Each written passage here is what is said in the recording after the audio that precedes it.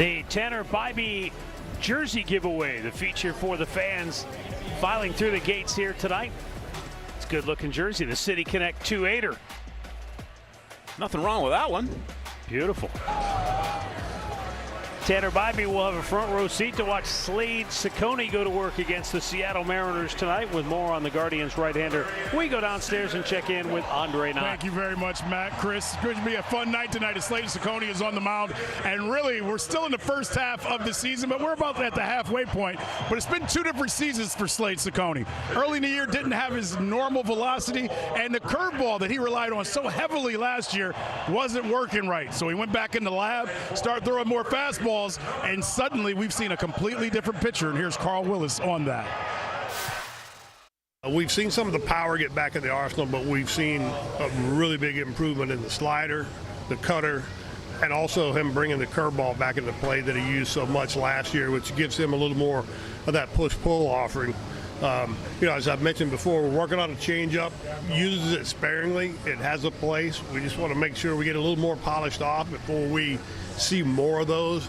But I think you really hit on it at the beginning, Andre, just his willingness to continue to dive in, to continue to work, to continue to try to make, at times, what may feel like an uncomfortable adjustment, that he sees the result and he gains comfort in it, and that's what we're seeing play out right now. Kudos to the Guardians pitching team, because what they do with all these guys, to me, is completely amazing that they can help change a guy. Chris, as you know, he came into the year and then Slade Ciccone throwing all the cuts and curveballs, and suddenly when that wasn't working, they midstream said, you know what, you got a good fastball. Why don't we use 3 fastballs, go off of that, and then use some of your off-speed pitches. It's working for him. The spin has come along with throwing the fastball. I find it amazing that we can see them do this with each and every pitcher every year if things aren't working the right way.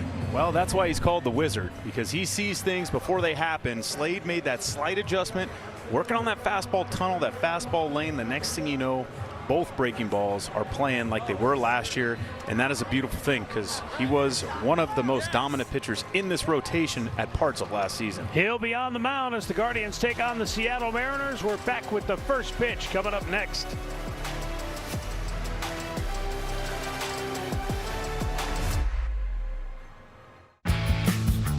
Summer. A warm evening here at Progressive Field as the crowd settles in for Guardians Mariners. And let's see if Slade Ciccone can get him off to a good start. Well, making his 17th start of the season, he has made the adjustment that we saw him make about halfway through the season last year as well and go on an absolute tear. That fastball curveball tunnel is going to be huge for him today. He needs to work on 3-pitch or less mentality, get in and get out. Don't try to trick anybody. Yeah, be efficient. Obviously, that could get him deeper into the ball game. Here's Dan Wilson, starting lineup for the Seattle Mariners. J.P. Crawford moves up into the leadoff spot with a right-hander on the hill. Julio Rodriguez will bat second. Dominic Canzone will DH and bat third. Randy Arozarena, who led off last night, will hit cleanup. Josh Naylor is fifth. Cal Raleigh drops down to the 6th spot in the lineup. Then Luke Raley, Cole Young, and Colt Emerson batting ninth. Defensively this evening for the Guardians, you got Stephen Kwan back in his customary left field position. Petey Halpin in center. Khalil Watson making the start right. On the left side of the infield, Gabriel Arias and Brian Rocchio. Travis Pizzana and Kyle Manzardo on the right. And Patrick Bailey doing the catching. Game time temperature tonight, 75 degrees, overcast skies.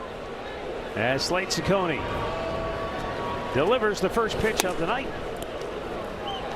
And the fastball is a little high, ball 1.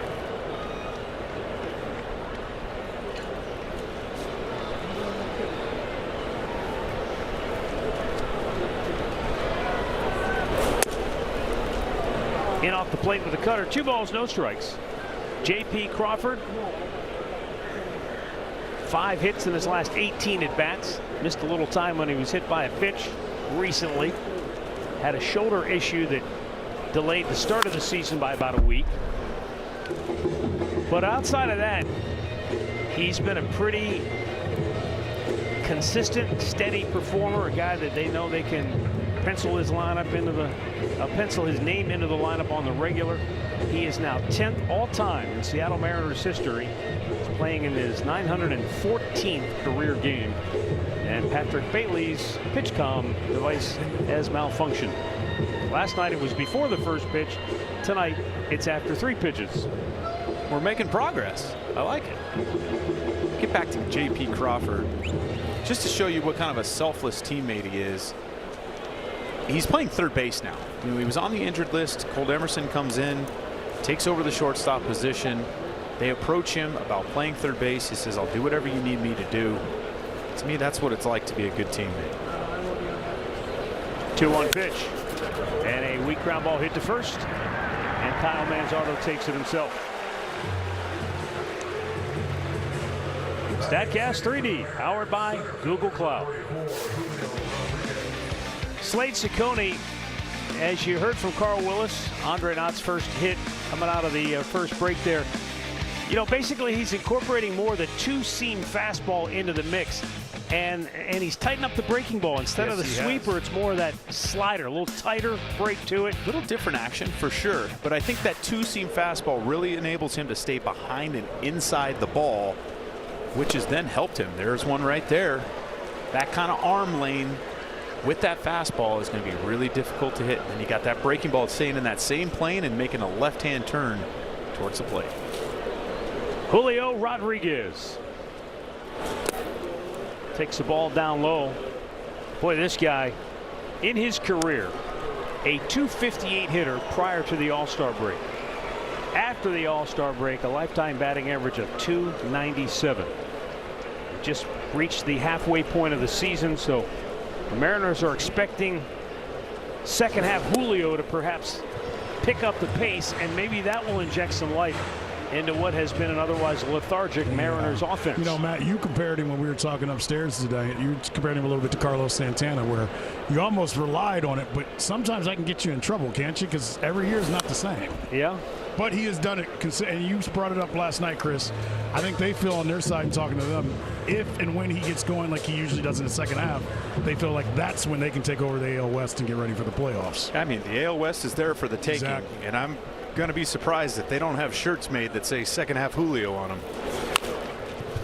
A bouncer to third. It's a fair ball. Off balance throw by Gabriel Arias is on the money for out number 2. Well, that's a really, really difficult play, and it just shows the arm strength of Gabby Arias right here. We got a great look. This ball comes just to the inside of that bag.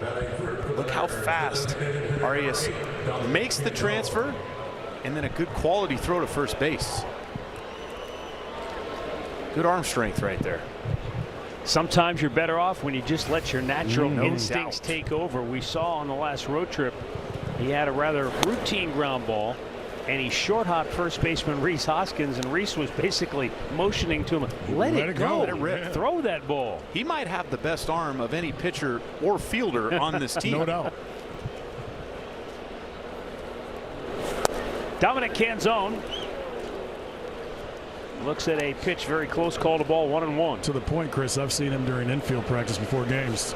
Tell somebody to get down and goes, let me show you 98. From third. Yeah. Swing and a miss. There's a really good off-speed pitch. You talk tunneling, Chris. That is the pitch you're talking about that tunnels off that fastball, right? Right. That's exactly right. How important that is. But when your fastball's at the top part of the strike zone and you want to be able to use that breaking ball, the slider, the cutter, like you just saw right there, everything starts off low. So you have to have that fastball tunnel to play off that breaking stuff. Another good one right there. Yeah, that previous pitch, the computer spit out a cutter. I think it's back-to-back sliders, and that's been a really good pitch for him. Yes, it has. Again, it's amazing when you have the repertoire that Slade has. He throws 6 or 7 different pitches. That one was a cutter. Okay, as a catcher, when you have a guy that throws that many pitches, how hard is it to get him to go with just 3 or 5? It's extremely difficult. Yeah, the ones that work that day. Trust me, it is extremely difficult. I used to have battles with Yu Darvish about this, who had 11 different pitches. Left field, back goes Kwan, still going back. He has to look up, play it off the wall. It took a crazy carom on him, and that'll give Canzone a 2-out double. That doesn't happen often, Matt. It gets by Kwan off the wall. hit right in the crease where the wall changes direction. That does not happen, though. Canzone, something's going on with him, because as soon as that ball hit off the wall. Well, remember, he was dealing with a groin injury about 2 weeks ago. I think it might have popped back up.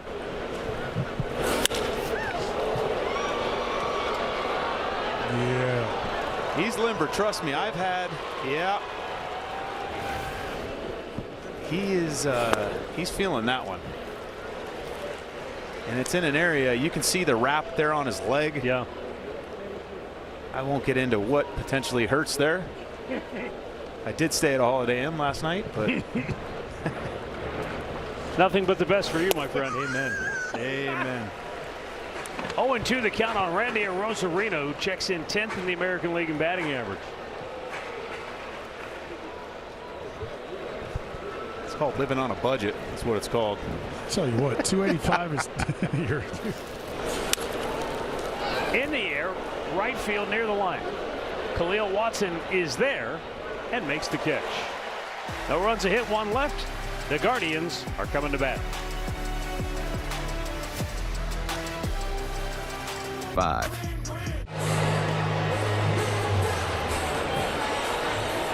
Chris, what do you have for our Toyota keys to the game? Well, tonight, King Kwan returns back to the leadoff spot where he has spent the majority of his career. This is kind of the perfect time with the way the offense has been going right now. Let's get some sort of comfort back in there. And elementary, my dear Watson, I'm still trying to figure out what movie this came from. No, I'm joking. I know what it did. But this young man has been a godsend for this team the last 10 days in particular. And I'm glad he's getting an opportunity now. Moving down in the lineup, take a little less pressure off of him. And let's hope he continues to hit the ball around the ballpark like we've seen. Stephen Kwan back in the leadoff spot. Stephen Vogt said he's liked the way that Kwan's at-bats have been going here of late. He's hit in each of his last 3 games. He's been on base 6 times in the last 4 ball games. And right now, with where the offense is, they're searching for the right combination, the right matchups. Up high. Well, it's nice to know you have somebody that you can insert into the leadoff spot that knows what it's like to be in that position. And that's not to take anything away from Travis Pisana, who moves down to the 2-hole. It's just you feel confident in a guy like this who's done it for so long. In the air to left, Arozarena makes the catch. 1 down. There's the rest of Stephen Vogt's starting lineup, brought to you by Progressive. Travis Pisana is in that 2-hole, followed by Brian Rocchio, then Kyle Manzardo hitting cleanup. Khalil Watson is 5th. Cooper Ingle, the rookie, will DH and bat 6th. Gabriel Arias hitting 7th. Patrick Bailey 8th, and Petey Halpin, the center fielder, batting 9th.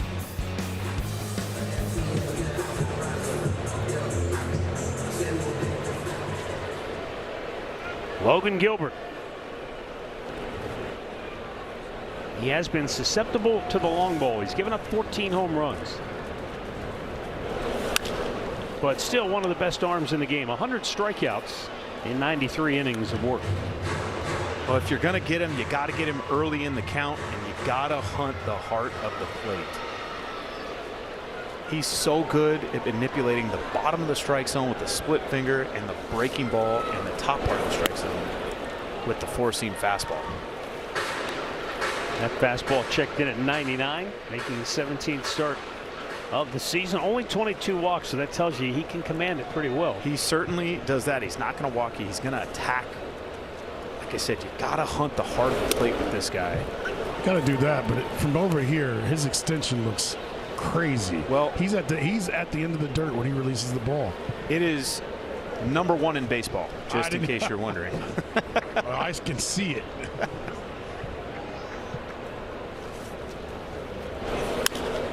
Pisana pops it up on the infield. Third baseman J.P. Crawford settles under it. 2 down.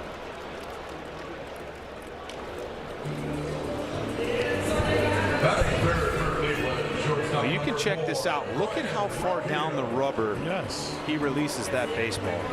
So that means 98 probably looks about like 102 then, probably, right? I might even give it a few more than that.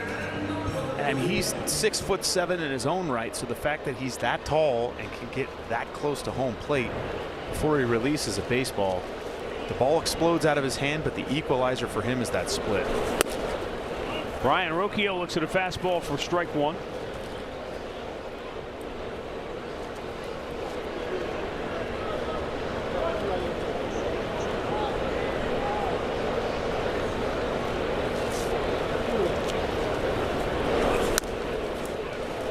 It has not been confirmed that Logan Gilbert and Emerson Hancock went immediately to Luis Castillo's locker after the game last night and gave him hugs, but they have removed the piggyback from Gilbert. Originally he was going to go 5 and they were going to piggyback Emerson Hancock for the final 4 innings tonight.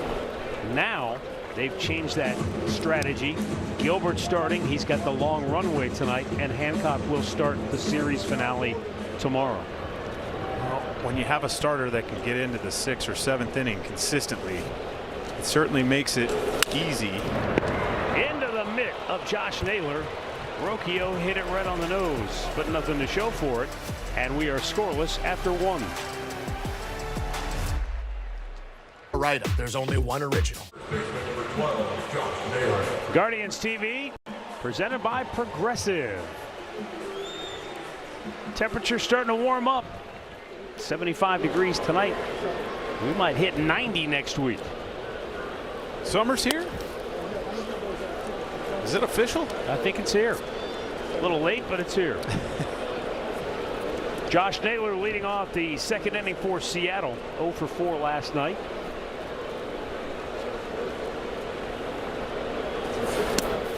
And a big swing and a miss. It's 0-2 at the curveball.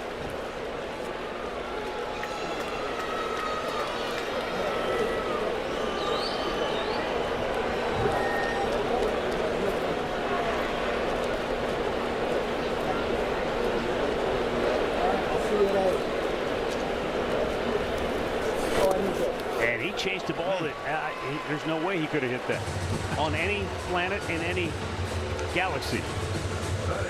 That's one of those head scratchers right there. I mean, if you look at this ball, it really is never a strike out of the hand.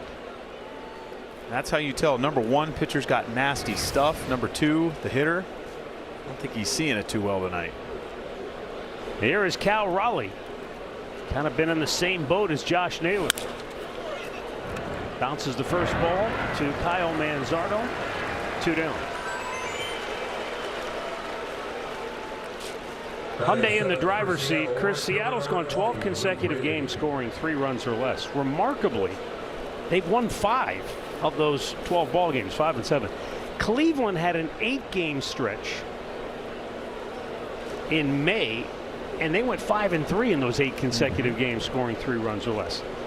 In case you're wondering, and I know that you are, the longest streak since divisional play began in 1969 was a 17-game stretch by the California Angels in 1969. And in that 17-game stretch for the Angels, they lost 14 of those 17 games. It's amazing. Not an easy thing to do when you're not scoring, to cobble wins together. A 6-pitch inning for Slade Ciccone. No score midway through the 2nd. And of summer. Bottom of the 2nd inning, no score, and Kyle Manzardo leads off for Cleveland.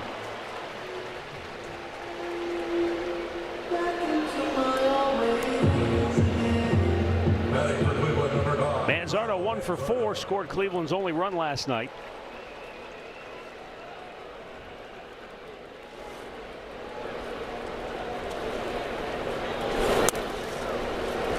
Down and in at the back foot. Ball 1.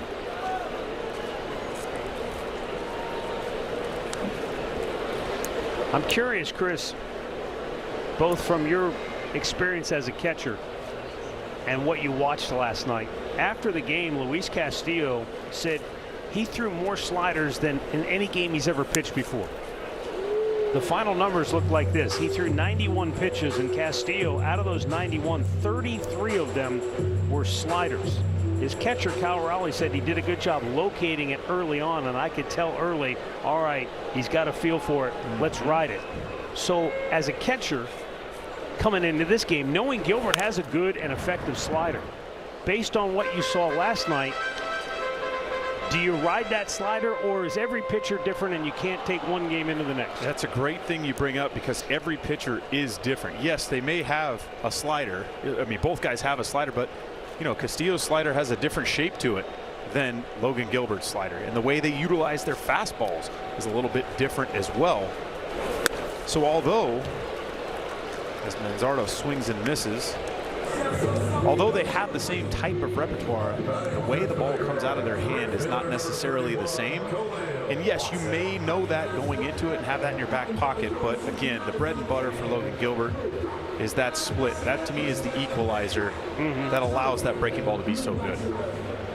And for Castillo last night, the changeup, which is kind of a comparable pitch to the split, he threw that 19 times and had 13 strikes on it. So a quick out as Khalil Watson bounces to second, 2 down here in the second inning.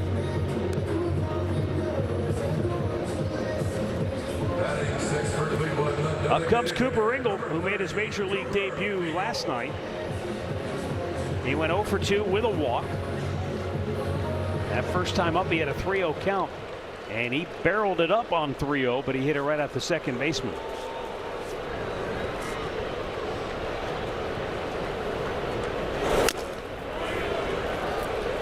That one got a piece of Cal Raleigh, took his mitt right off. And that does not feel good.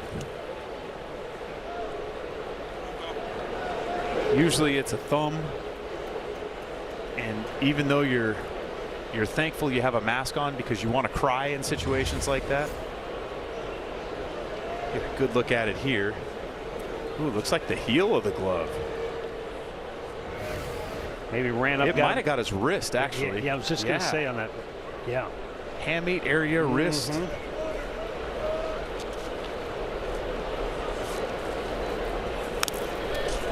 He jammed him with a slider. It's 0-2. Cooper Ingle, Cleveland's 4th round pick 3 years ago out of Clemson.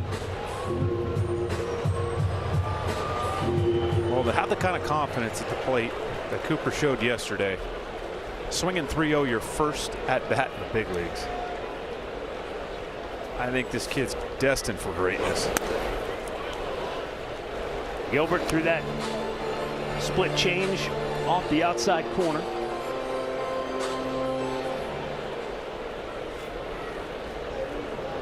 Cooper, a dozen homers, 9 doubles with the Clippers, and hit .284 at AAA. Off the end of the bat, and it goes foul. Well, the one thing by him getting up here now, he doesn't have to be that power threat in the heart of the lineup. And again, that's so much easier said than done, because when you're down there, you're in the dugout, you're in the box, you're feeling that pressure of trying to help this ball club. If he can just go out there and continue to have good at-bats, grind out at-bats like you saw him do last night, that's something that can jumpstart an offense just like a 2 or a 3 run homer can. Yes. The only question I would say is DHing as a young guy has got to be difficult, just hitting and not going out in the field, thinking about it. We watched Cal Manzardo go through that a little bit a couple of years ago. I hated it. The 1-2 pitch is swung on and missed. That was the nasty slider. Second strikeout for Gilbert. And the Guardians again go 1-2-3.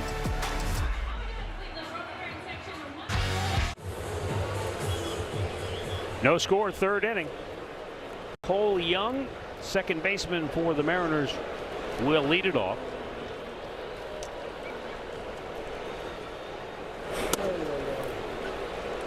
Cole Young profiling as a contact hitter. In his last 10 games, he has struck out only 3 times.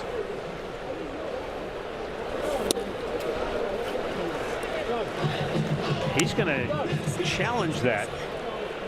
I'm not sure they're going to give it to him. Right? The batters are challenged. They call up a strike. Well, I don't think he's going to be too happy with the result. ABS powered by Pitches T-Mobile. confirmed. The Mariners have 1 challenge remaining. Confirmed as a strike, so the Mariners lose a challenge early. Almost felt like Cole felt like I didn't swing at that, and I think he tapped his helmet maybe inadvertently, thinking, I know I didn't swing at that, and because you're right, it looked like a good pitch the whole way. 1 ball, 2 strikes. Slade Ciccone retired the side in order on 6 pitches in the 2nd inning. He did it so quickly, I didn't finish the thought. So the Mariners are in the throes of an offensive funk similar to what Cleveland's going through. 12 consecutive games, they've scored 3 runs or less. They had a 13-game stretch a couple of years ago. As that ball bounced to Brian Rocchio for out number 1. The longest stretch since 1969, when divisional play began, came in 1969. I said it was the Angels who went 17 consecutive games scoring 3 runs or less, and they lost 14 of those 17. The last game of that stretch, they played Cleveland, and they beat Southern Sam McDowell by a final of 2-1. Of course they did. You know, it's the ebbs and flows of the season.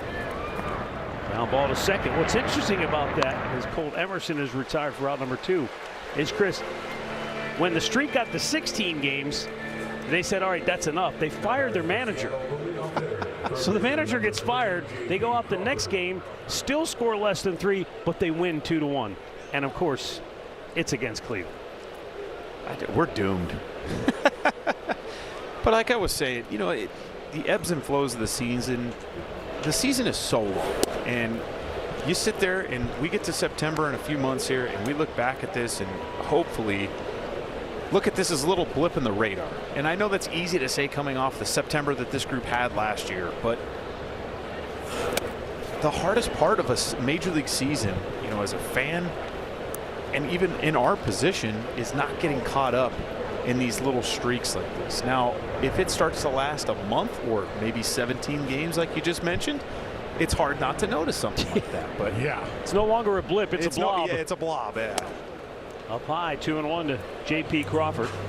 Chris, I was just going to talk about the one thing that we're seeing with Ciccone is getting quick outs in 3 pitches or less, something that's been big with Patrick Bailey with these starting pitchers.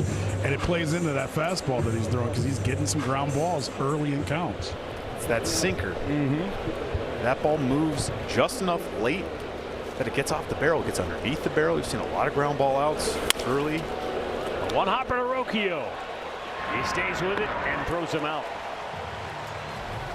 10 pitches here in the 3rd, and again the Mariners go 1-2-3.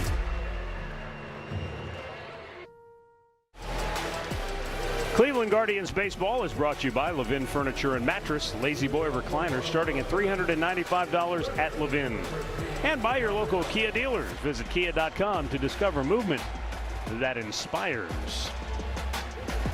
Jim and Stacy Jones are here celebrating their 50th wedding anniversary. They met on opening day, April 7th, 1973, and 4 months later, John Adams began drumming in the bleachers. How about that?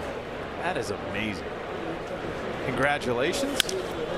Lined up the middle, and Gabriel Arias has a leadoff single, and the Guardians have their first hit. And that snaps a string of 21 in a row retired by Seattle pitching going back to last night. Well, we talked about having to get after Logan Gilbert early. Let's hope Patrick has the same approach. There's your Bet365 betting odds tonight. I was going to ask you, when you strike out 5 times in a game, are you not swinging at the first pitch you see if you can put it in play? Well, I can honestly say that I've never struck out 5 times in a game, but if I did, you're dang right I would. The fact that the bat made contact would be a massive weight off my shoulders. That's a win. At that point. That's a win, and it's a base hit for Arias. And now Patrick Bailey, who has 10 hits in his last 11 games. Swings through a high-octane fastball. It's 0-2. I'm curious where Crawford's been playing in on so many left-hand hitters. Now he's going back with 2 strikes, but he's been playing on the cut against Patrick Bailey, which I found a little surprising, Chris. I mean, we have not seen Patrick Bailey in at least in his time here really attempt too many bunts in a situation like that. And I'm guessing maybe Seattle has something. You know what, though? That happened in Chicago as well, and he hit 2 like line drive, like hard ground balls right to the third baseman in consecutive at-bats. You're telling me advanced scouting is that advanced? It must be. I mean, you better have a third baseman over there that can catch a screamer, because that's what happened at Chicago.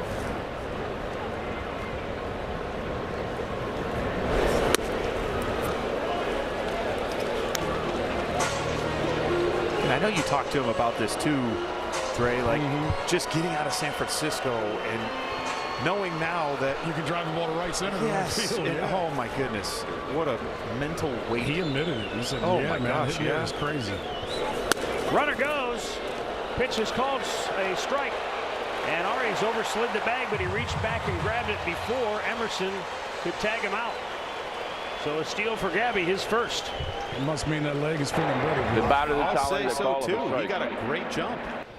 And Patrick Bailey challenging the called third strike.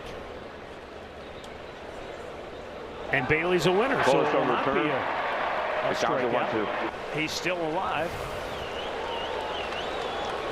By the hair on his chinny chin. But I guess if there is a guy back there that knows the strike zone, you'd like to think it would be the catcher.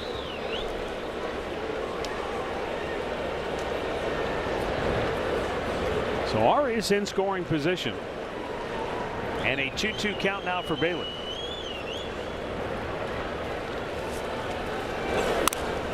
Pulls it foul.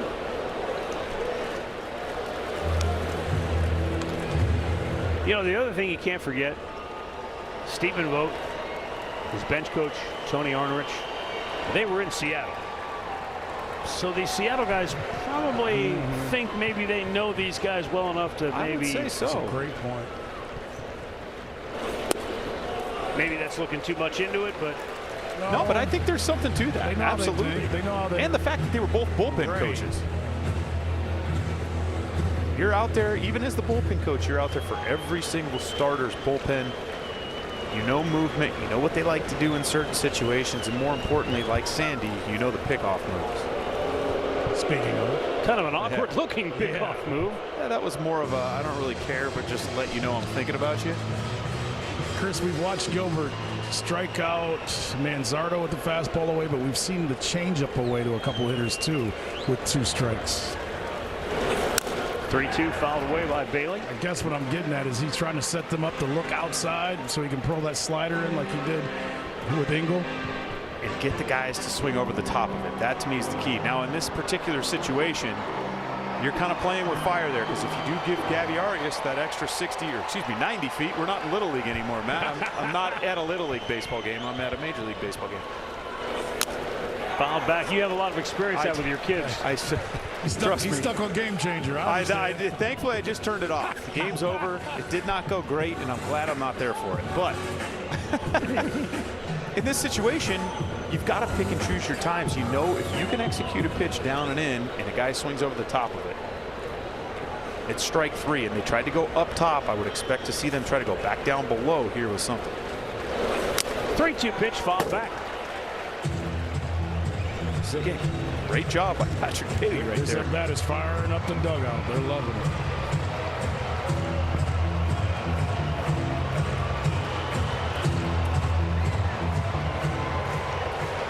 It's very difficult. I mean, if your eyes are down below, you know, looking for something soft, the split, the slider down at your back foot, to be able to foul off that fastball at the top part of the strike zone is impressive. Center field. Rodriguez back a few steps, tagging up Arias. He's not going to challenge that arm, and rightly so. 1 down. That was still a really good at-bat there by Patrick Bailey. I know he didn't move the runner over to third base there with 1 out. That is a great AB. You just heard Stephen Vogt say the same thing. Yep. That was 11 pitches. Think about it. Slade Cicconi's done 16 pitches in the last 2 innings. I think, too, you just see how many of his teammates came down and gave him some knuckles right there. They see what a good at-bat is. And they know what a good at-bat like that can do for not only the individual, but for the group.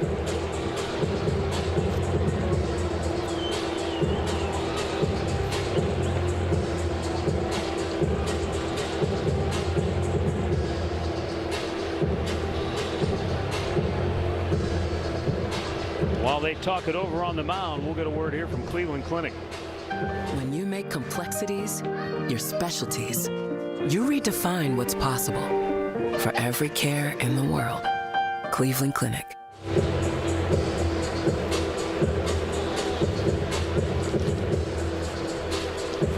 Do you think that's just a case of long at bat, 11 pitches, let me go out and just give him a quick breather? I think there was something else behind that too. The way he walked out there, almost like he wanted to make sure that Arias wasn't giving a location, giving a pitch type from the glove. That's to me my first initial thought there. You can see Gabby kind of sticking an arm out.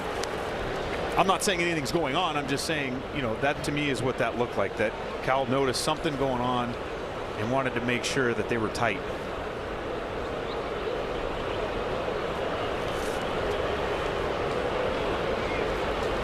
Oh, one pitch. We saw it in Chicago, whether Austin Hedges was giving a sign or just making them think he might be giving a sign. And that's part of it. The game within the game was definitely, you could see the wheels turning. It was definitely planned. And, you know, this could be the situation here where Gabby, I don't mean this in a negative way, he hasn't been to second base in a while, so maybe he's excited to get out there and kind of play that game a little bit. 0-2 pitch, and Petey Halpin pops it straight up. Second baseman Young is under it. 2 down. And now back to the top of the order, and Stephen Kwan, who flied to left his first time up.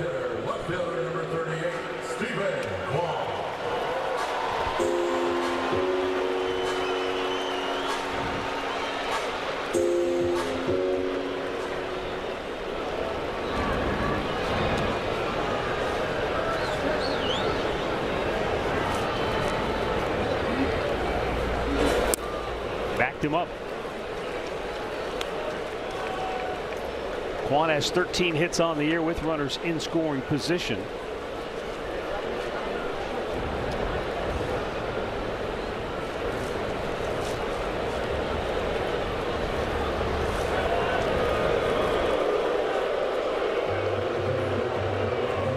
Just letting him know that they're paying attention, but there is a massive hole there on the left side of the infield. I was thinking the same thing. Crawford's playing very close to the bag.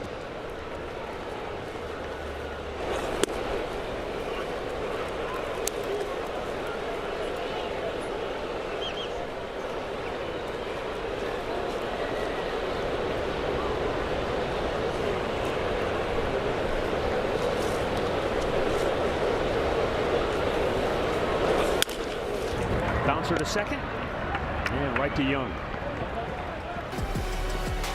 No runs, a hit, one left. After 3, no score.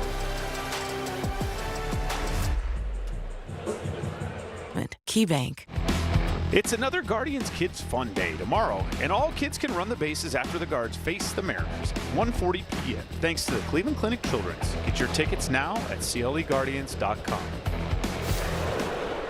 Julio Rodriguez crushes the ball to deep left field and high off the wall. Played perfectly by Kwan. He's going to hold him to a long leadoff single.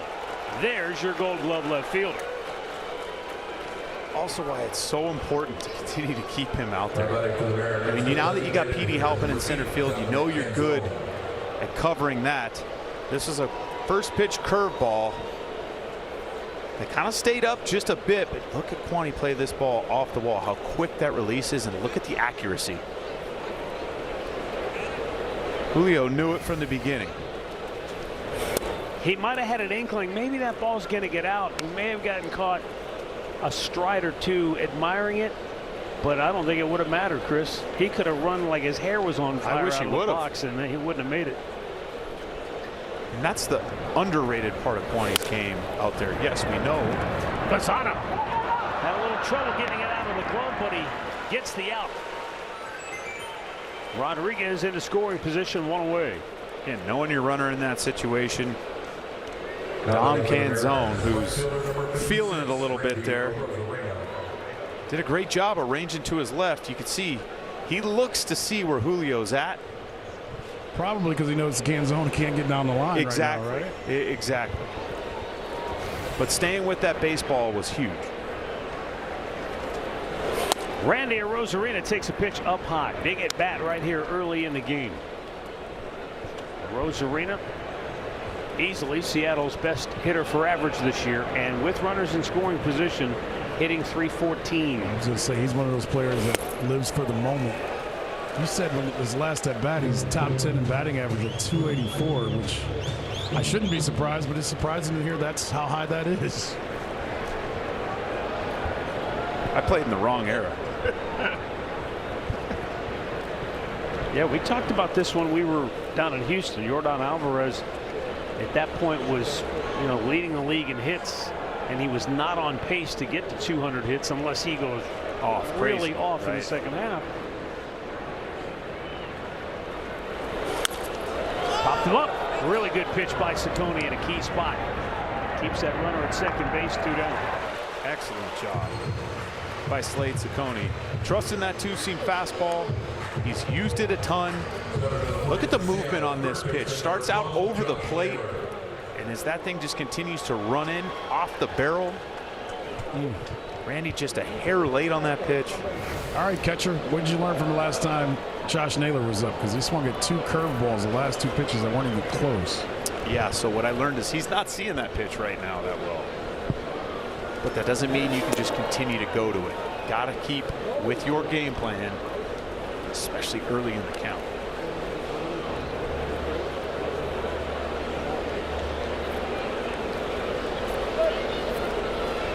It is nice to know that that pitch is there if you need it. A little bit of a comfort pitch. Well, that two-seamer didn't miss by much, but it's 2-0. Just a tad low.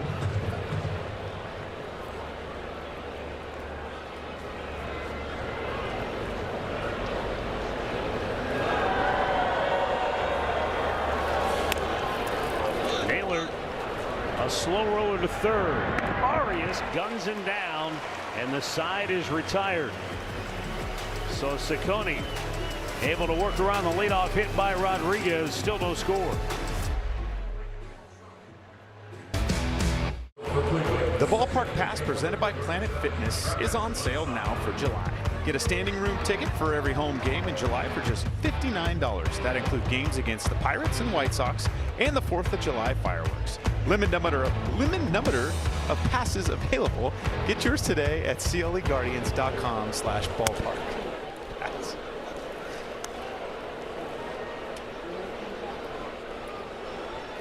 Travis Bazzana leads off for Cleveland here, home half of the 4th.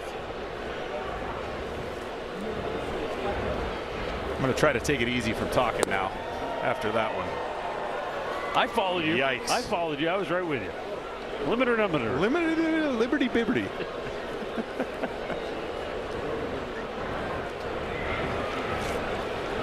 Logan Gilbert has given up just 1 hit. Leadoff single by Gabby Arias last inning. He has struck out 2, has not walked a batter. In fact, I don't think he's even come close to walking a batter. Yeah, I mean, again, a lot of that has to do with Cleveland attacking him early. We knew that was kind of a game plan going into it. You don't really want to get around or stay around to see, the nasty stuff. Bazzana bangs one foul off the netting.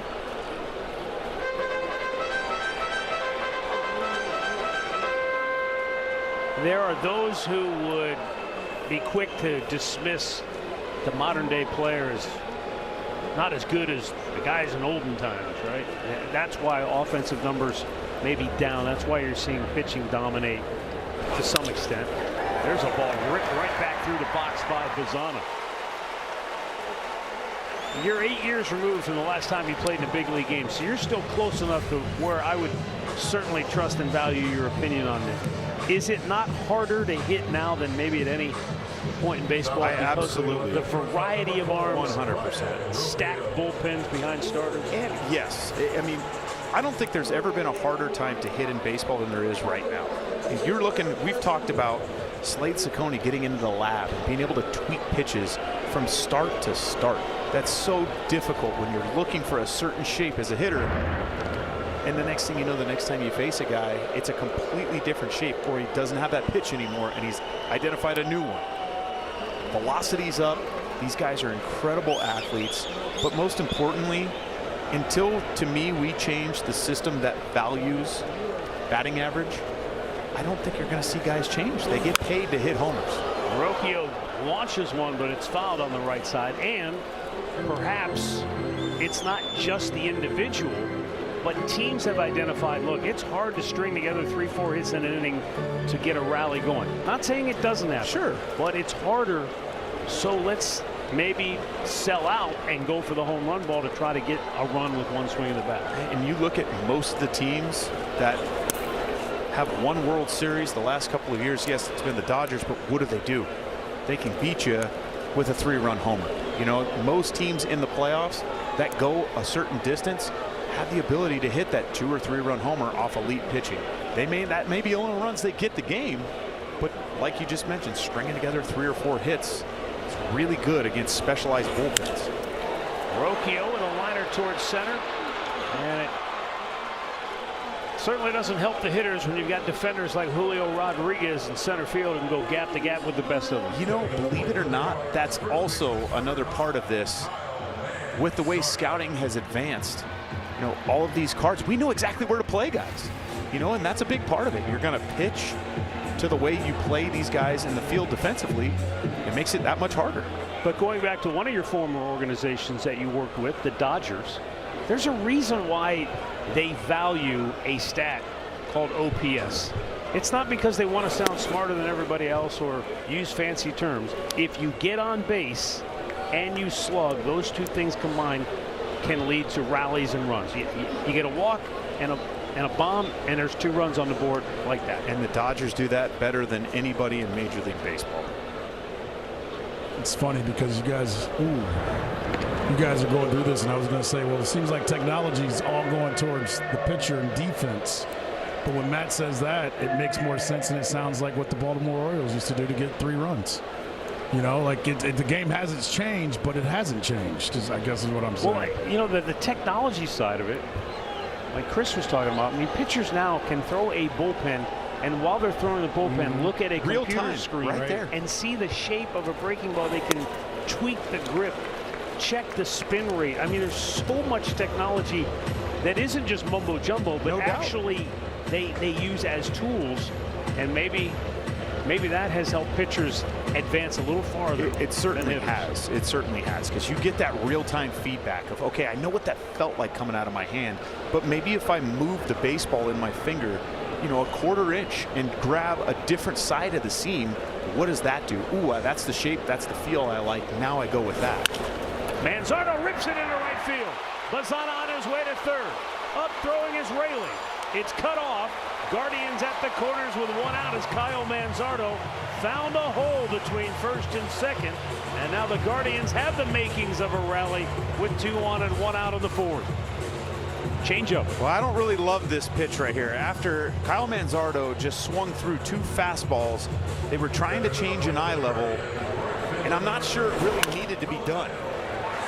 You're late on 2 heaters. What do you think a changeup's going to do in a situation like that? It's going to speed the bat right up.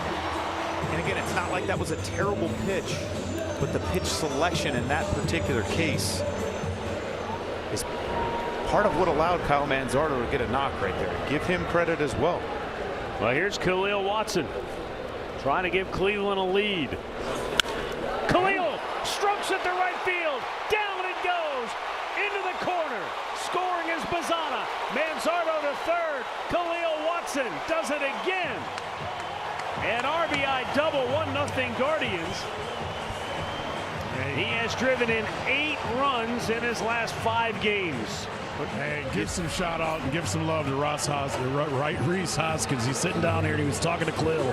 He goes, great swing on that first fastball you saw. He goes, you know you're not going to see that first pitch this time. Got a slider there and Khalil was ready. But that's what a veteran can do to prepare you for it at bat. And that's worth its weight in gold right there, too. Our Chevy drive of the game delivered by Khalil Watson, and now the Mariners are forced to bring the infield in with one out. Cooper Engel digs in. What a time for his first. And he fouls it back.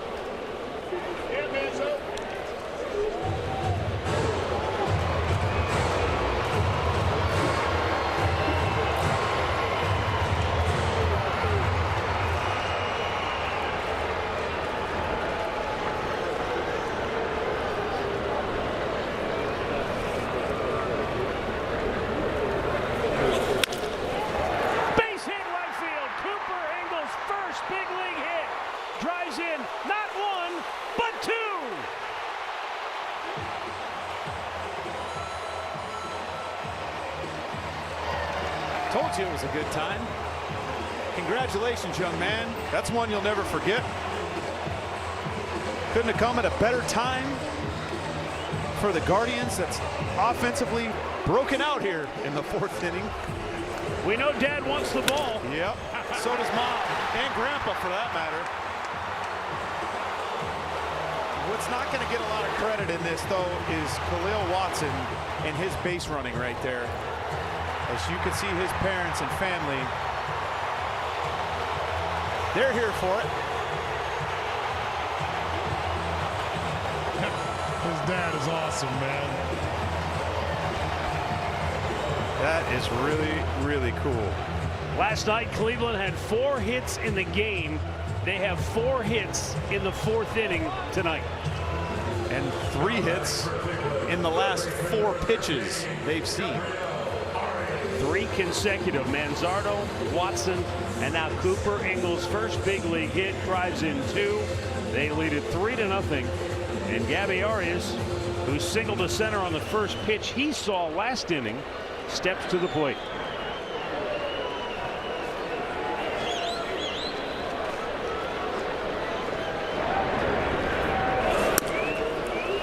As I was saying, it's really hard to string together 3 and 4 hits in an inning. Well, how long's it been since we've seen that? There you go. Proof the point right there. Of course that happens, right? We had to talk about it.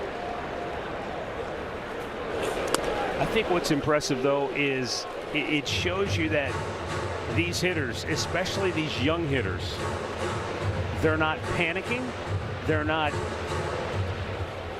They're trusting the process. They're staying with what Grant Fink and the hitting group is telling them.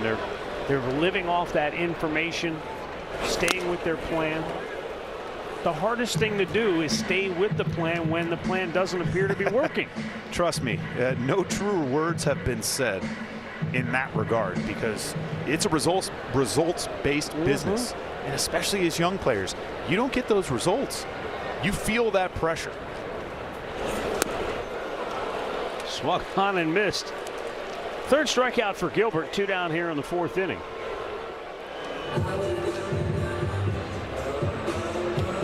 And Chris, I have to believe the reason that happens for most players, especially young players, is they want to stay here. When you get to the big leagues, the goal is, I don't want to go back to the minor leagues. And so you're thinking about survival rather than long-term, you know, what's the best thing? That's the hardest part. Getting here is the easy part. Staying here is the hardest, because at this level, there isn't anything higher than this. These guys make adjustments like that. So now it's up to you to keep on that same pace. And we've talked about this before, but this is the first time that development is okay at this level. You know, so many years we've seen development has to happen in the minor leagues, and when you get up here, you're a finished product and you're ready to go. You can either do it or you can't. You know, we're not at that specific spot right now where we're in the situation where we are forced to kind of develop some of these young hitters at the big league level, and that's a difficult thing as well. When you lose 3 players in one game, 3 innings, extended period of time, you end up with Khalil Watson and Cooper Engel and guys, you know, getting an opportunity, grateful for that opportunity. Sure. But as you said, they're learning under fire. Patrick Bailey fouls it back. And Vody talks about this all the time. They don't necessarily, the guys in the clubhouse, the players, they don't see it like that. They get their opportunity, and now it's, I need to go up there, I need to trust the process, everything that we just talked about. But this is an organization that I give a lot of credit to because they're forced to do it, but these young men are showing that they're ready for this opportunity. Slow bouncing ball to second. Young flips it over to retire the side, but the Guardians strike for 3 runs on 4 hits here in the 4th inning. Khalil Watson once again starts the scoring for the Guards, and Cooper Ingle gets his first hit and drives in 2. Cleveland up 3.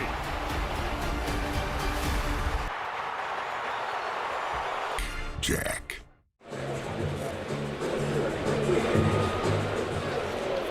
Cooper Ingle getting high fives from his hitting coach, a hug, and a big smile for that young man. What a great moment. Something you never forget right there. That's a lot of hard work that went into 1 hit. Cleveland leading 3-0, and Slade Ciccone back out here. He has recorded 7 of his 12 outs so far on 3 pitches or less. He has been very efficient.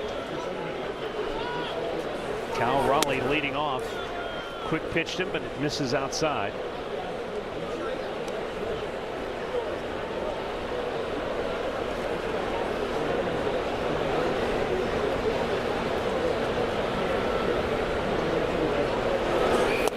And a nice curveball in there for a strike. Well, it's going to be imperative for Slade to get this first out. Not only is it the 5th inning, now you're in charge or have the ability to acquire that win as a starter, but you've been sitting down for a little while. One hop smash, and that ball had some fur on it, as they like to say, and Travis Pizzana stayed right with it and throws him out. 1 down. Is a big out. Up next for the Mariners, right fielder number 20, Luke Raley. Both pitchers getting ahead, and that's what they like to do. Well, it says it right there. Tonight, 11 for 15 and 12 for 17. That is bringing the fight to the hitter. And I would have to imagine that's why we've seen the efficiency from Ciccone. You're forcing the hitter to be aggressive. That's exactly right. Hitters want to go up there. They want to be able to settle into an at-bat. Get into a hitter's count. Find something that height or a pitch or an area of the plate that you're looking for. But when you got a pitcher that knows, or that you know is going to attack the strike zone, put you on defense from the first pitch. Here's a rare occasion where the hitter does have the count in his favor, and it's 3-0 for Luke Raley. Raley swung the bat to a .328 average in the month of May, hitting 8 home runs and driving in 18. June has been a different story altogether. He just drew a 4-pitch walk. He's only hit 132 in the month of June with 1 homer, 4 runs batted in. I mean, the pendulum swing from one extreme to the other is kind of jarring. It certainly is. And there's really no rhyme or reason for something like that. It's just, you know, again, sometimes you're seeing the ball great. Maybe there's a little nagging injury that, you know, is causing some issues. He's not able to get his swing in the position he wants it to be in. Cole Young backs up, and that's ball 1. Ciccone has been a strike throwing machine, but suddenly here with 1 out in the 5th. Home plate moving around a little bit on him. Again, you have a long break in the dugout like that. You love that you get the run support and that the group is swinging the bats. But sometimes as a pitcher, you'd love to say, hey, let's just score 1 or 2 every inning so I'm on the same kind of routine as I go in and out.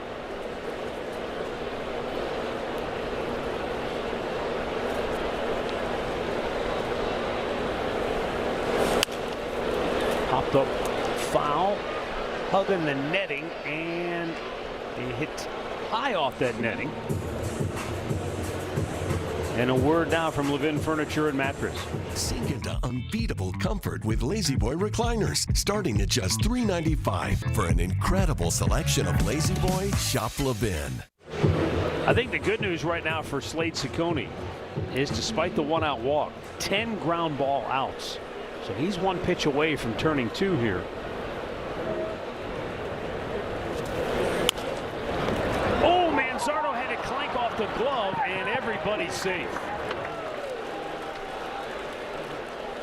They had a shot to turn an inning-ending double play. And that ball was hit pretty hard. It looked like it may have taken an extra little hop on Kyle. Again, he did a pretty good job of trying to stay down on it. He just came up just a hair quick. So the error has Seattle with runners at first and second and 1 out. And now Colt Emerson rounded out his first time up.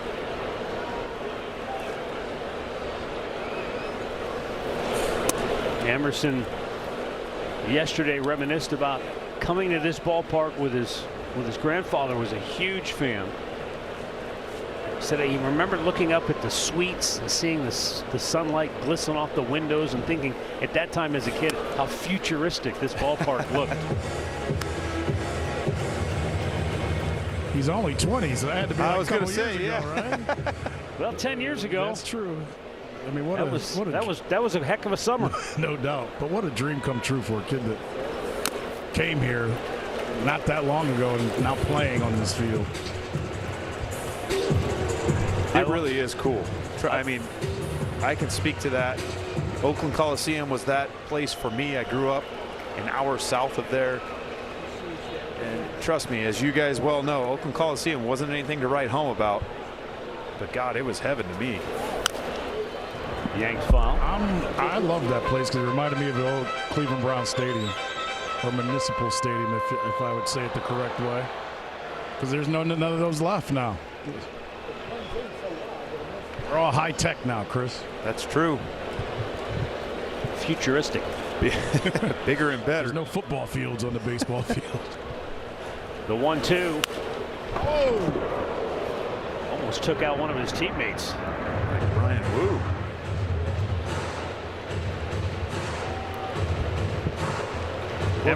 Emerson said, a 10-year-old me could see me sitting here playing on this field tonight. And somebody said, well, what was 10-year-old you like? He goes, I was serious. I was serious about the game. He might have been the only one. So he said, so yeah, 10-year-old me is the same as me now. His quotes, though, after the game were so mature. Like, he didn't speak like a kid that's only 20 years old. He spoke like a guy that's a 10-year vet. So I can believe that. Except the part about the fans bringing him chocolate chip cookies. Yeah. I was jealous of that part. He said, I don't expect them, but they're always welcome. I could second Tell that. him, Cole. Swing and a miss. Slade Ciccone reared back and chucked a fastball by him for out number 2. He ran that one up there at 94 miles an hour, but look at the location of it. This is perfectly executed right above the belt. Hadn't seen anything really at that height yet this at bat. Again, big second out, and a lot of times you see pitchers take that deep breath. You have to keep the attack. Now that you got the lineup coming back up, top part for the third time. J.P. Crawford looks at a ball in the dirt. Crawford 0 for 2 is grounded out twice.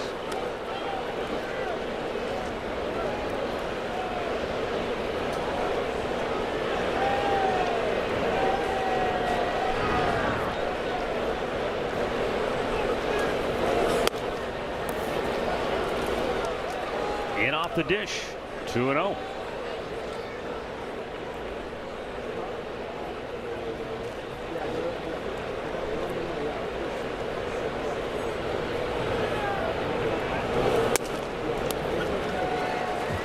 Well, it was right down Broadway, so 2-1. Keep attacking. Slade has to keep attacking right here. Don't try to get too cute.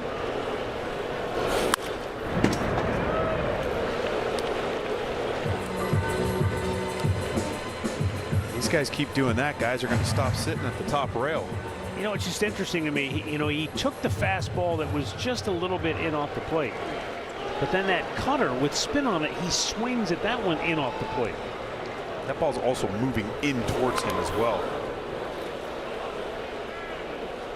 So when you think about making that swing decision, I see it in a certain location. You start your swing, that thing keeps heat seeking on the inner part. Whereas and that's what made Mariano so good. A straight fastball, you see it out of the hand, it's a ball. And you know it's going. Or you know the line it's on. Ring him up. Oh, J.P. Crawford couldn't pull the trigger, and Ciccone, with back-to-back strikeouts, picks up the defense here in inning number 5. Halfway through, Cleveland 3, Seattle nothing.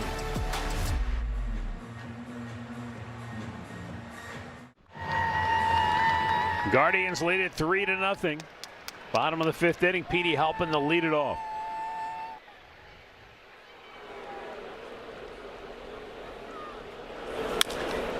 First ball swinging, a bouncer to Josh Naylor. He had to back up.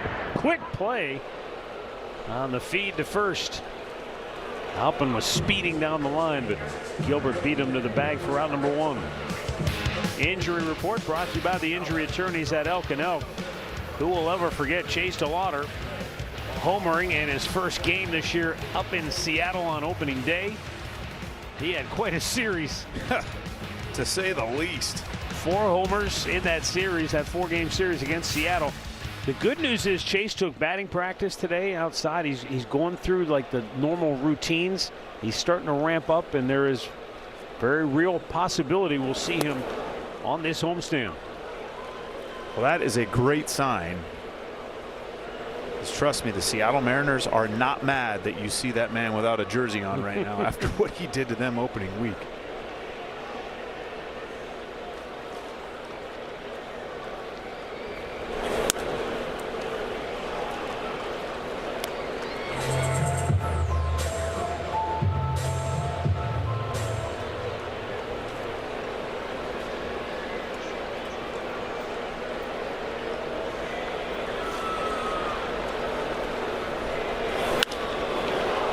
Steven Kwan lifts one to center right at Julio Rodriguez. 2 down. And a word now from Kia.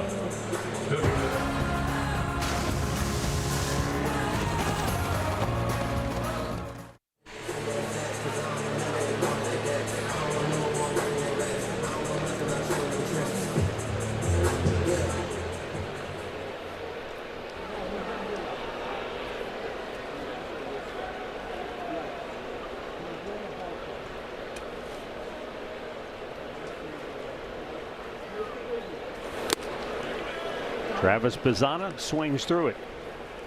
Bazzana singled to lead off the 4th inning, and that sparked a 3-run rally for the Guardians.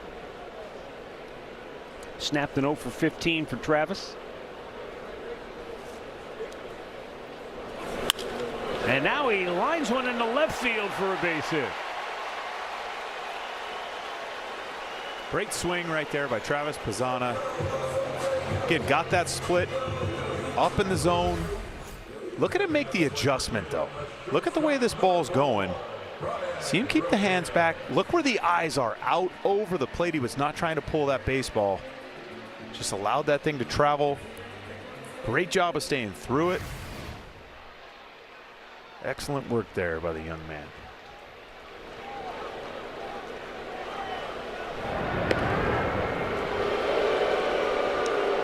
Brian Rocchio 0 for 2.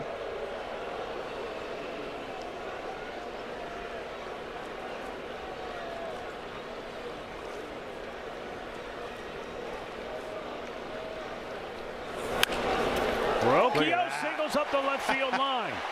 Around second, on his way to third is Bazzana. Rugi Odor says, come on home, big fella. He will score 4-0 Cleveland. Rocchio almost like a half swing, but perfectly placed right down the third base line. Well, sometimes it's not how hard you hit it, it's where you hit it. And I don't know if you could have rolled this down the left field line any better than what Brian Rocchio just did. I'm not even sure he knew where that ball went. But you can see Travis Bazzana realizes that ball is fair. And he is off to the races. Great slide here at home.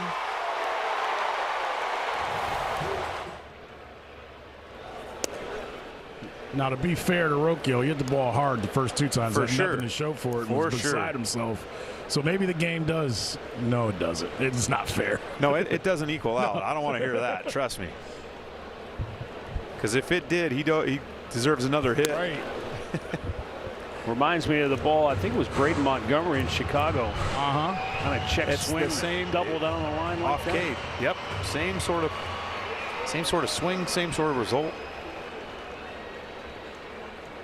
That's what keeping your barrel on the inside part of the ball can do for you. Kyle Manzardo down 1-2. Rocchio says, hey, what are you going to do? What do you want from me?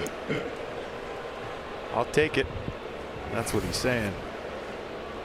Thank you.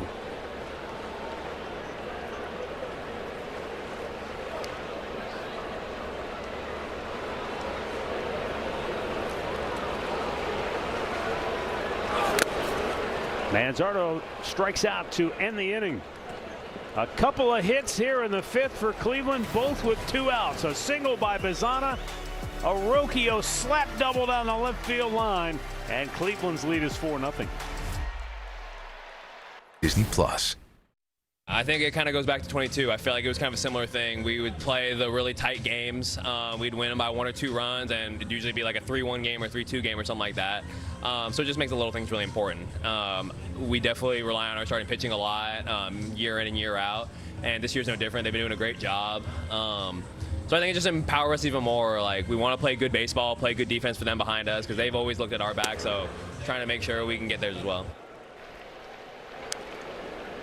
Well, Stephen Kwan and the Guardians sitting pretty right now. They lead 4-0. 6th inning. Slade Ciccone has given up just 2 hits tonight. He has walked 1, struck out 3. That last pitch is 70th of the night. Quick pitch, missed up and away.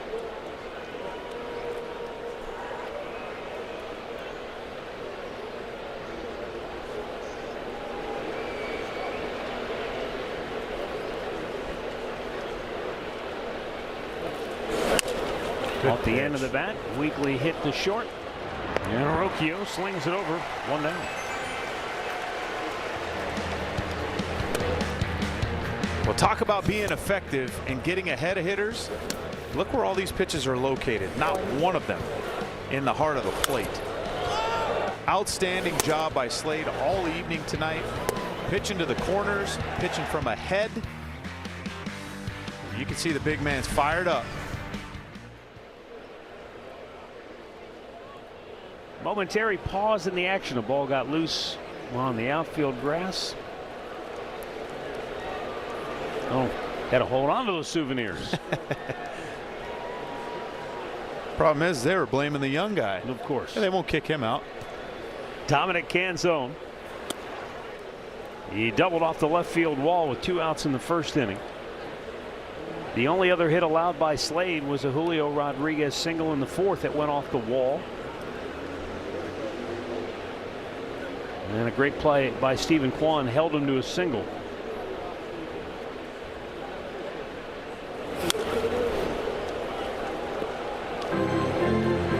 In fact, that ball hit by Rodriguez, that's one of those ones where it's a home run and maybe X number of parks. That hit pretty high up the wall. Yes, it was. 21 to be exact. 21 of them? 21 out of 30 ballparks. That's a homer.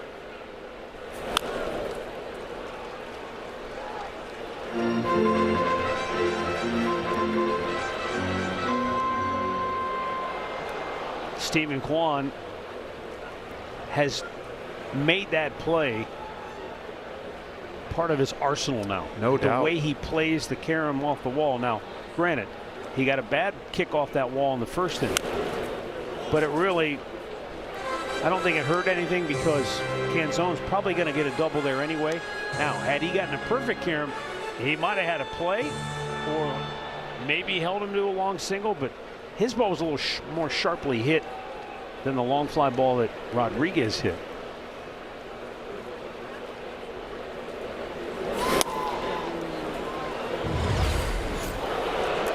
Just look at the way he realizes this ball's carrying off the wall.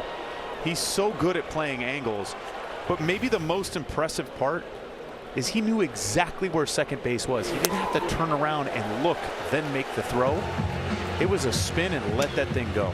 Canzone cuts and misses. Fourth strikeout for Ciccone. 2 down here in the 6th. Now batting for the Mariners, left fielder number 56, Randy Arozarena. 40 outfield assists for Stephen Kwan since he came onto the scene. It's about as impressive as it gets.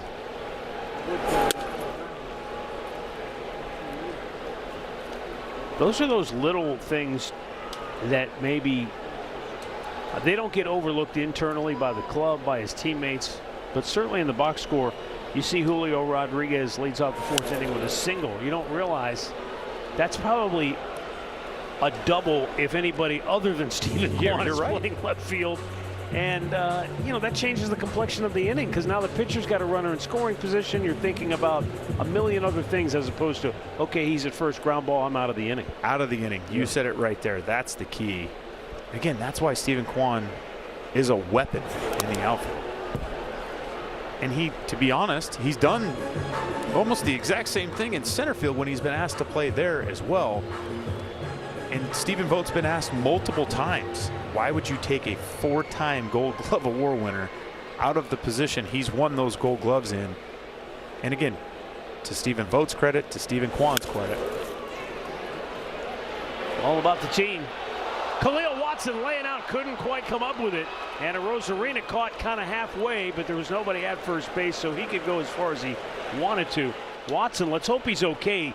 He hit the ground awkwardly, and his wrist may have gotten bent back when that glove hit the turf.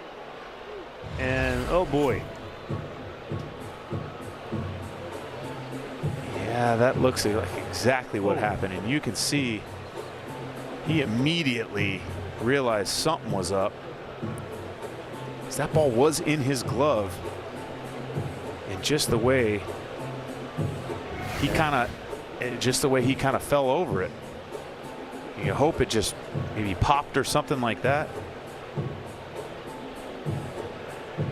Chad Wolf, Guardians athletic trainer, out to check on Khalil.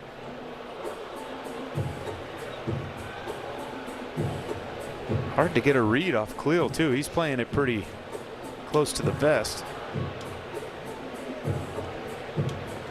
Point to the back of his hand. Back of his hand, yeah. That's the one thing you always worry about when an outfielder comes in to make that catch diving forward.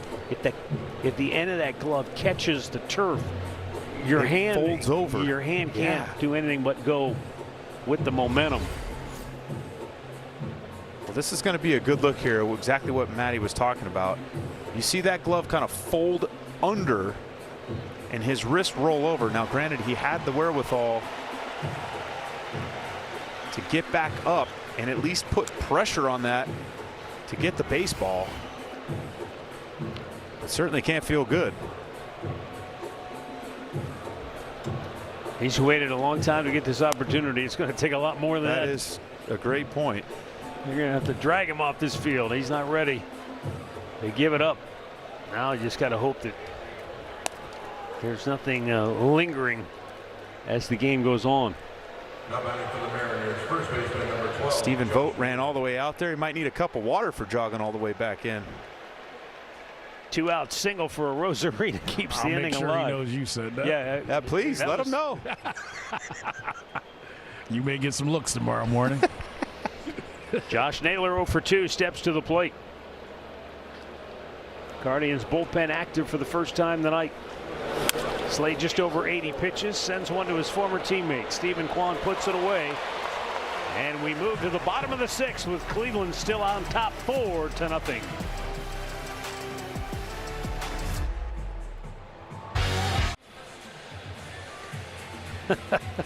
Stephen Vogt, he scurried out of the dugout to talk to home plate umpire Carlos Torres because Khalil Watson had gone up to have the trainers take a closer look at that wrist, so they weren't sure if they were going to have Daniel Schneemann maybe pinch hit for him. And then just as he was out there talking to Torres and he was explaining to him they're checking that wrist, Khalil came bounding out of the dugout. Oh, no, you're not taking me out of this game. So Watson digs in against Gilbert.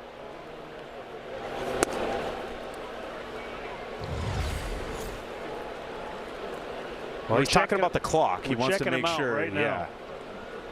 That they know nothing nefarious going on. They're just checking him out. You know, the clock's a big deal these days. Smart idea. Watson tries to bunt, and the buggy whip throw by Crawford gets him for out number 1.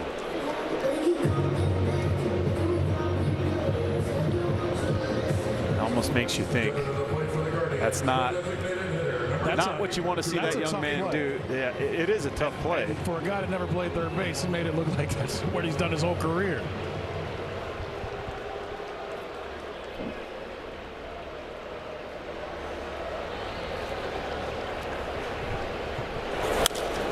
Cooper Engel gets after the first pitch, fouling it back. Matt, Chris, I don't know if you heard my conversation with Cooper yesterday about his walk-up song. It's a Tate McRae song, and I looked at him and I go, your girlfriend picked that, huh? He looked at me and goes, yeah, I think that's why it's been working for me, so I can't change it now. That's a slippery slope to play. I figured. He's not the only guy that comes up that their wife or girlfriend or significant other has picked the song out. Immediately after attempting that bunt, Khalil Watson went right down the steps, presumably to go once again get checked out by the training staff. So we'll keep our fingers crossed. Yes.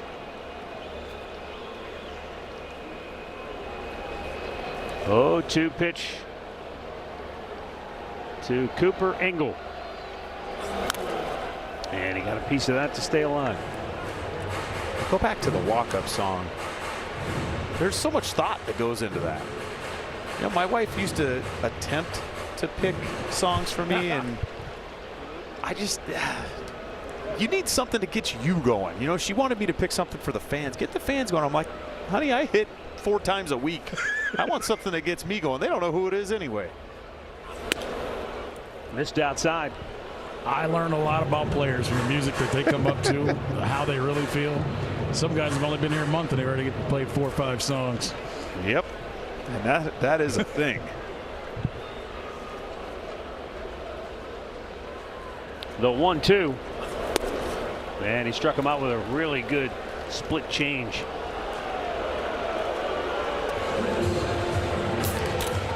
Our Miller Lite moment, last time up for Cooper Engel. Got that same split. That one just stayed up a little bit more.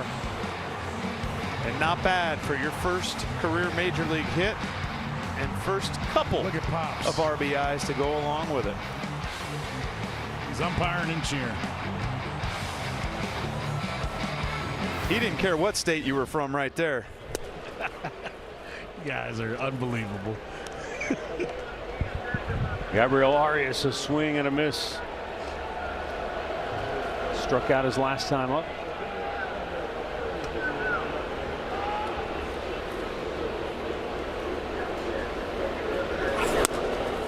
Up and in.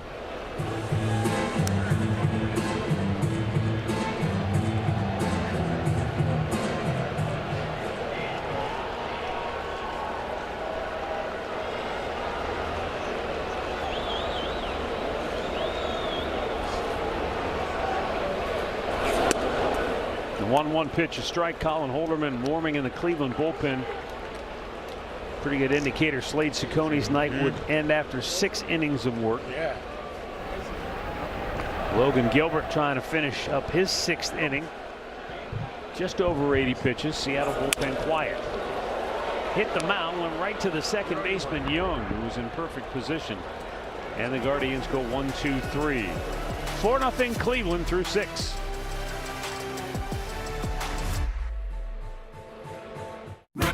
The Guards face the White Sox next Friday, and fans can enjoy Sugardale Dollar Dogs, a $2 Miller Lite pregame, and fireworks presented by Wayside Furniture.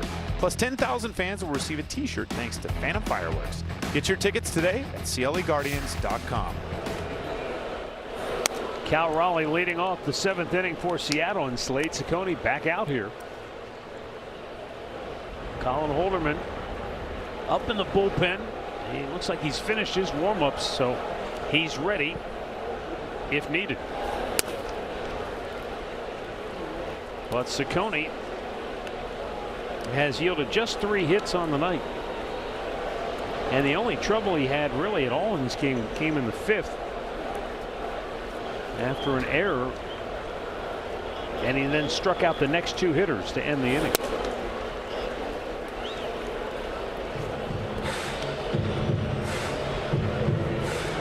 Seattle's leadoff hitter has reached just 1 time. That was back in the 4th.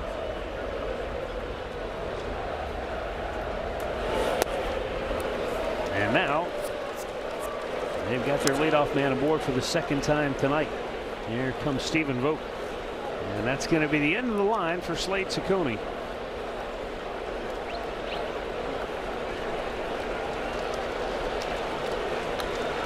And the Cleveland Clinic call to the bullpen will be made for Colin Holderman. But a nice ovation for Slade Ciccone, who went 6 shutout innings of work here tonight. Well, he deserves the ovation he's getting. Continued his strong body of work here the last 10 starts. And was in and out of the strike zone, quick outs, 3 pitches or less. We talked about that.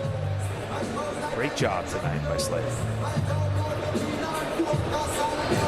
Slot machine. Now batting for the Mariners, right fielder number 20, Luke Rayleigh. 4-0 Guardians with the lead. Seattle has their leadoff man aboard here in the 7th, and the new pitcher is Colin Holderman, on for the 28th time this year. Luke Rayleigh will be the batter. He is 0 for 1 with a walk. And a back foot breaking ball misses.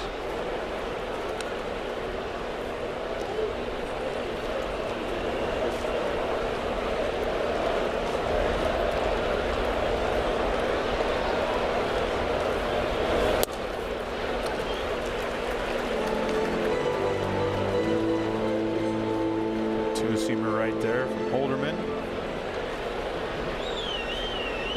Against right-handed pitching. Really 14 homers this year. Hasn't seen a ton of lefties, but very, very dangerous.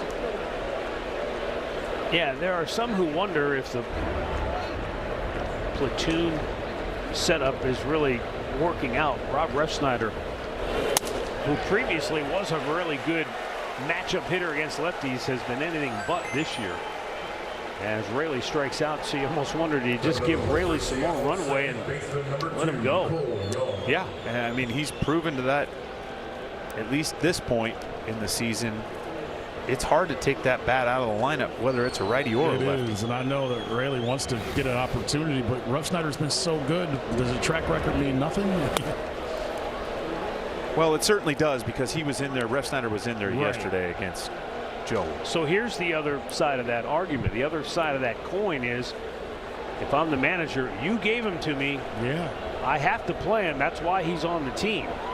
And so it's almost like the manager saying to the front office, if you don't want me to play him, then you need to do something. No doubt. Well, remember Dominique Canzone. I told you yesterday against the lefty, he was in the starting lineup, and their manager went out of the way, so he deserves these at-bats against left-handed pitching. You could possibly say that about Luke as well at some point in time, right? I think, you know, with how poorly Refsnyder's year has gone to this point, I definitely think that time, or those conversations are probably being had. Yes. And the way Canzone's used on that leg, they may not have a choice. Correct. Bouncing ball towards Bazzana. He goes to second. There's one. No chance to turn a double play. A little slow developing play, and Young gets down the line quickly. 2 gone. And Colt Emerson coming up. While we have a second, I want to send along happy anniversary wishes. Number 56 for Chuck and Kathy Sibley in Stowe, Ohio. How about that? And how about Richard and Della Osborne of Avon? It's also their 56th. 56 is the anniversary. number. That is the number. Pitch outside, ball 1 to Colt Emerson.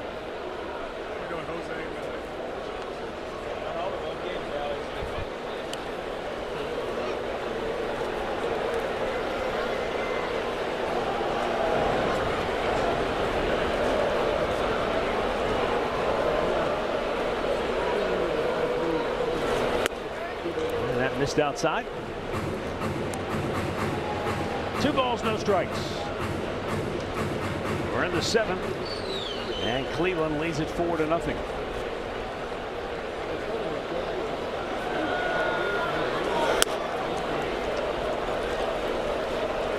Against a pitcher the caliber of Logan Gilbert, not only was it impressive to see Cleveland put 3 runs on the board in the span of 5 batters with 4 hits in that 4th inning, but then to come right back in the 5th inning with 2 outs and get back-to-back hits to tack another run on. That's creating an identity. That's starting to have some mojo going around. You know, it's a couple of innings like that that can really jumpstart an offense against an elite pitcher. I mean, he doesn't give up a ton of hits or walks.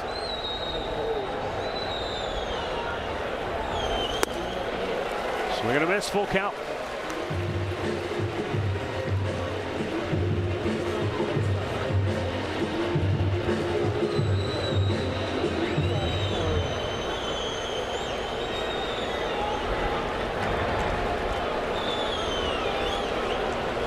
Runner goes, payoff pitch, ball 4. And that will keep the inning alive. And here comes Stephen Vogt again. So we're going to have another pitching change with the left-handed hitting J.P. Crawford coming up. He'll go to the southpaw out of the pen, and we'll be right back.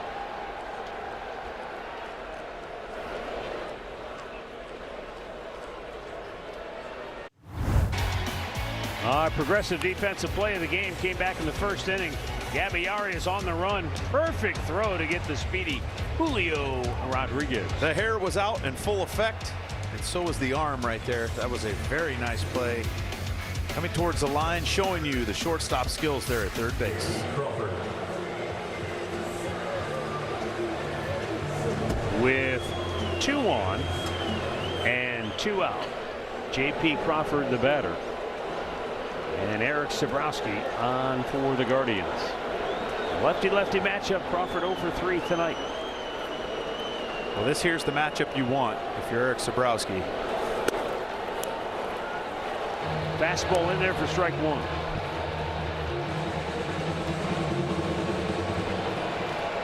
'28th appearance for Sabrowski. Missed a little time with elbow discomfort.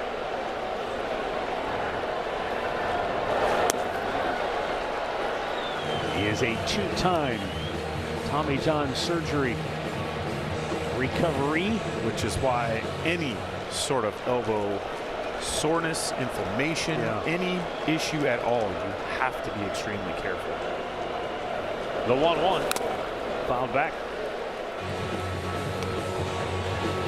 You know, before he went on the injured list, he was not only excellent, I mean, just consistently good, but they were leaning on him too.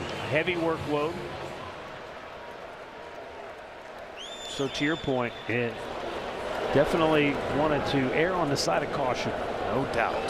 Somebody as important as him. 1-2 fouled back. Pretty good swing at that. Now you get yourself set up for the breaking ball here, but again, being that lefty, that go-to lefty out of the pen, so incredibly important. In your situations like this, even though you've got Julio on deck, this is the matchup you really want. But Julio not hitting great against lefties either, and after that you got Dom Canzone, who also is not hit great against lefties. Popped up foul, and that will find the seats. Again, just the reason you see Eric Sabrowski in this situation to begin with, but also why he is so important in this type of role as well.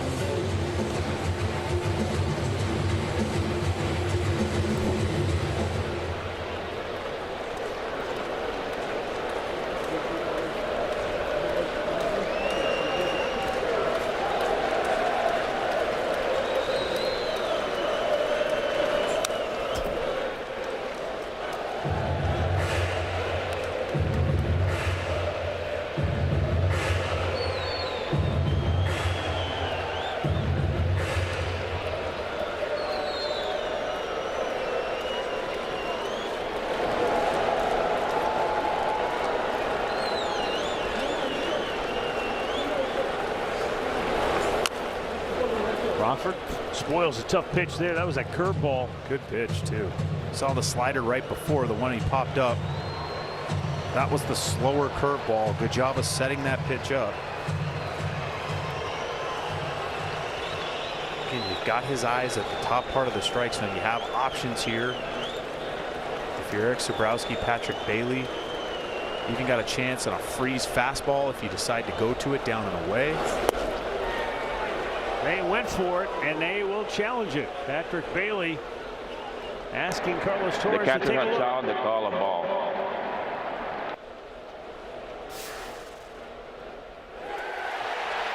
Ring him up. The challenge ends in a strikeout.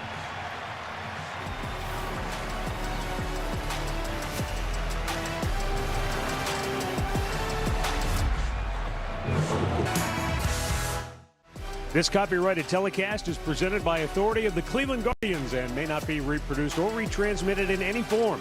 And the accounts and descriptions of this game may not be disseminated without the express written consent of the Cleveland Guardians.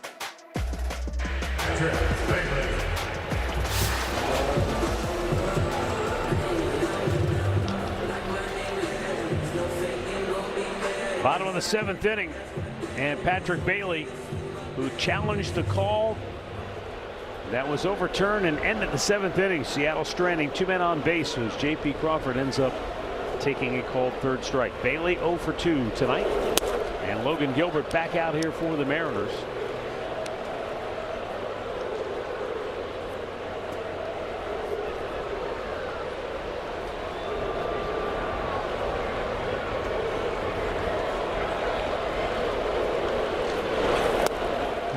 Swing and a miss.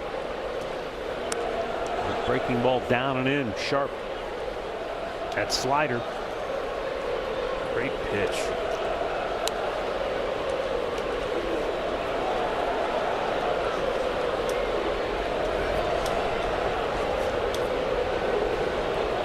The 0-2. Skipped in.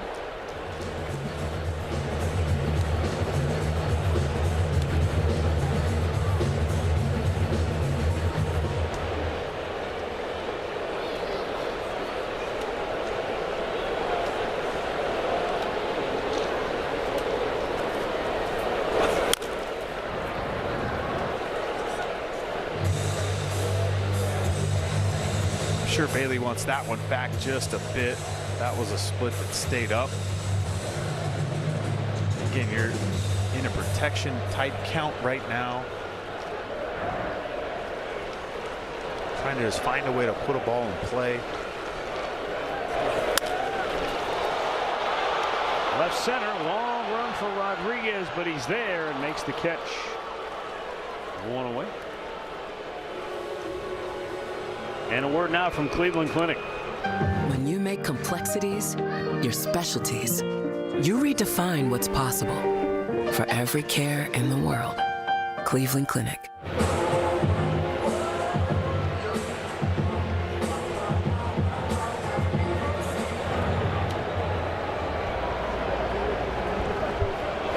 Here is Petey Halpin 0 for 2.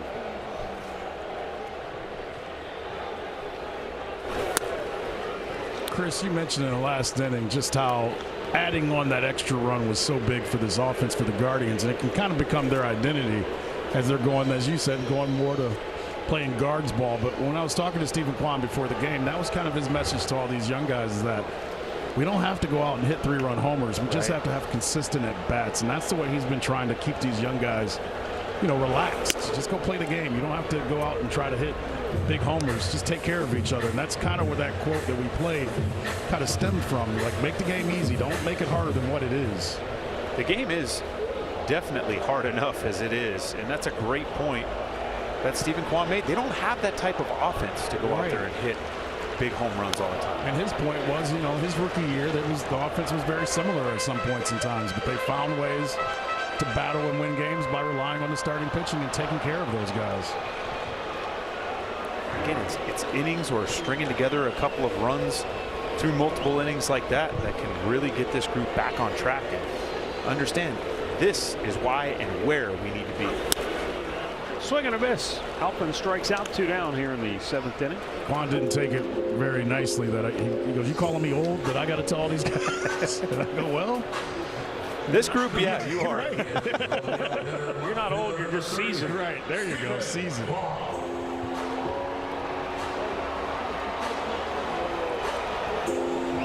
I'm just afraid if Stephen Kwan is seasoned, what does that make us? Old. You didn't even think about that. He was waiting for me to say it. Well, there were some folks who said to me last night, boy, when it was 2-1, you felt like you had a shot. When Seattle added that 3rd run to make it 3-1, some people said to me it felt like it was 30-1. And yes, I've got to feel like for Mariner fans especially who follow their team, this 4-0 lead, it must feel like that to them. It's got it. You know, I mean, they are a team that can rely on a 2 or a 3-run homer from time to time. Again, you've got to have guys having quality at bats, putting pressure on the opposing pitching staff to be put in that situation. Shattered bat, foul ball. Yeah, I'm going to say that one's not usable all anymore. he's got left is a handle. Well, again, he has been going back and forth between bats. That's something that I personally always look for. He's been staying with the hockey puck a little bit more recently. Right. You're right. There was a while where he was going back and forth about a month ago. What is that feeling like? You realize, uh-oh, I'm going to need a new one. Things get light all of a sudden. You're like, something's not right.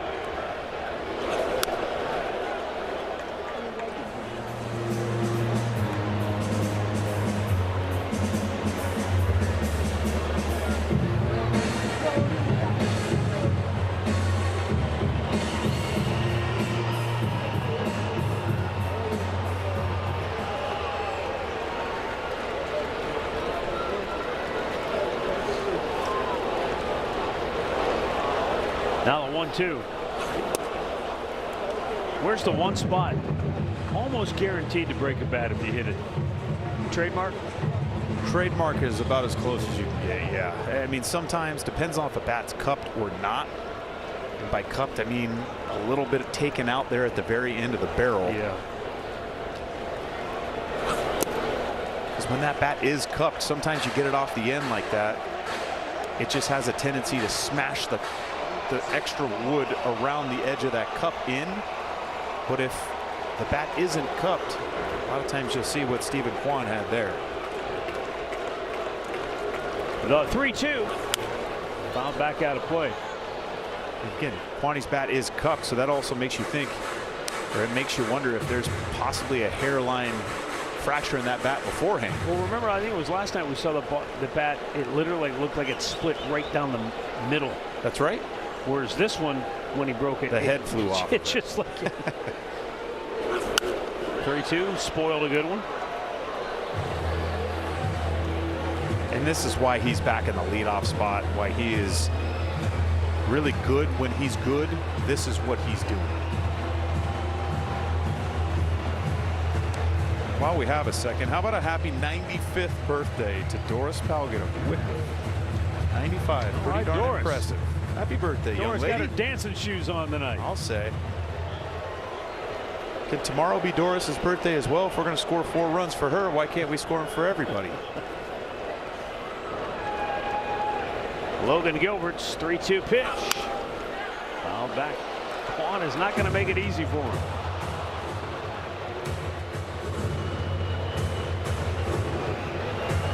He's trying to go right at him with fastballs. He's fouled everything off that he's offered.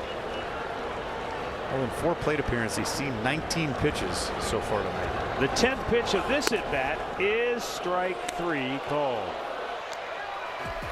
We move on to the 8th. It's still Cleveland 4, Seattle nothing.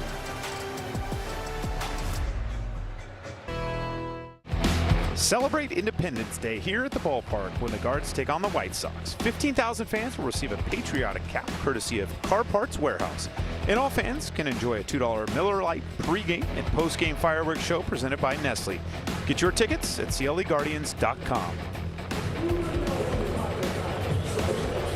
Leading off to the top of the 8th. A beautiful summer sky here over Progressive Field. 33,309 turning out to watch the Guardians get back on track offensively tonight. 4 runs on 7 hits. And the pitching has been even better. 3-hit shutout authored by Slade Ciccone through 6. Colin Holderman, Eric Sabrowski combining to pitch a scoreless 7. And now Sean Armstrong here in the 8th.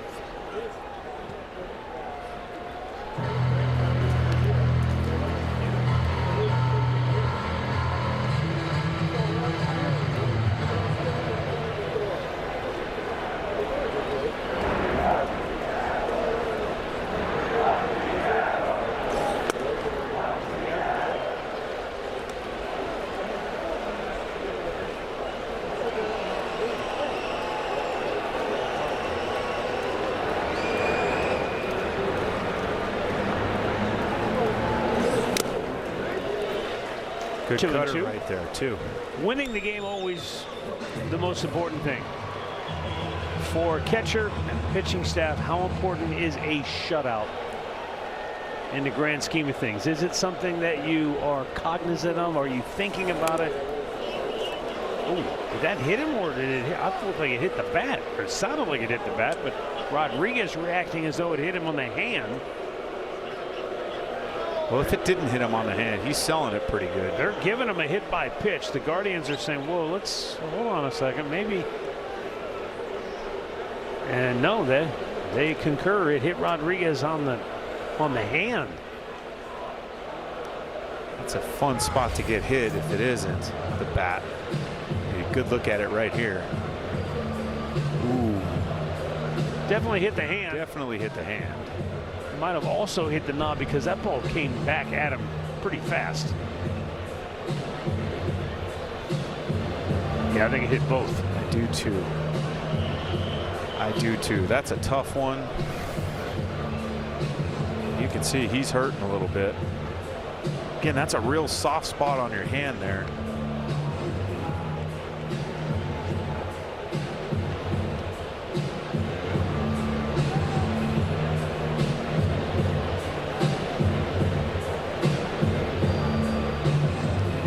Going through all the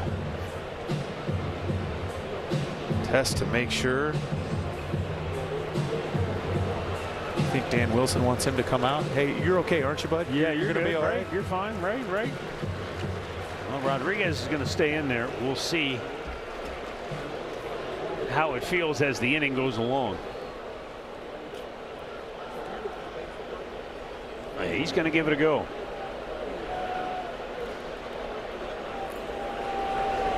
Again, in the grand scheme of things, the win is the most important thing, but shutouts are rare. Hard to get, hard to do, even in in a combined situation. Is that a badge of honor? Does everybody want that, I guess? I think yes. The easy answer to that is, of course, as a catcher, that's probably something you're more thinking about than the pitchers are. Line drive right back up the middle. Dominic Canzone. Just the 4th hit of the night for Seattle. His 2nd. He has half their hits.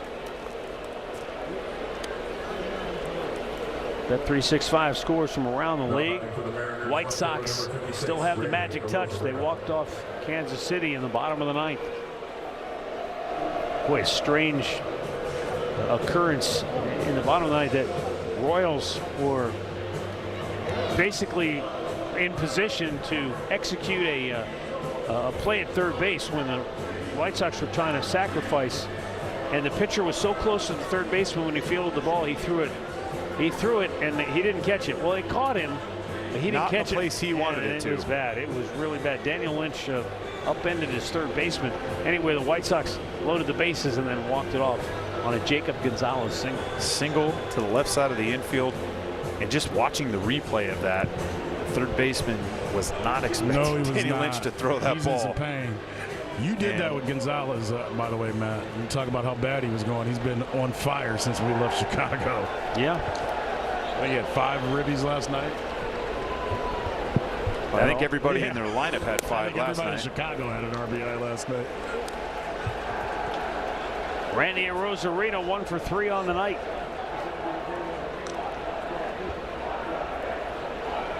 Hunter Gaddis getting hot for Cleveland. Well, if you're Sean Armstrong, Patrick Bailey right now, you'd love to see a Arozarena put something on the ground. Working the bottom part of the plate, not something he can get elevated. Are you surprised they're not running for Canzone right now? That's slugged high in the air to deep center field, helping on the run. He's not going to get it. It's gone. Just like that, it's a one-run game. Randy Arozarena's 8th homer of the year.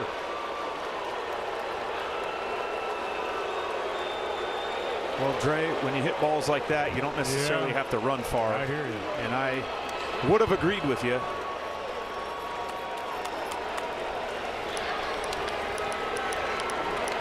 We just talked about trying to stay at the bottom part of the strike zone, not letting something get elevated. This is a four-seam fastball. Elevated, belt high, out over the plate. And that's exactly what you're supposed to do to a pitch like that.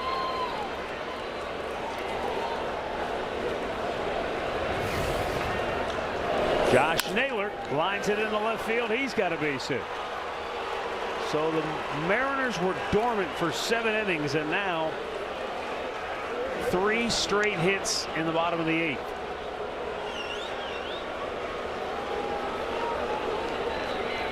Naylor's first hit in the series. He was 0 for 7.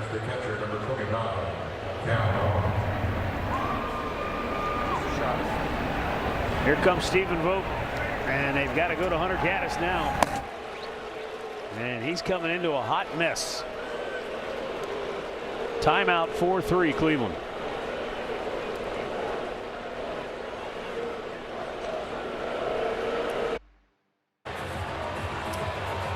MLB Plus is brand new this year. Stream MLB Network 24/7 in the U.S. and select out-of-market games every week.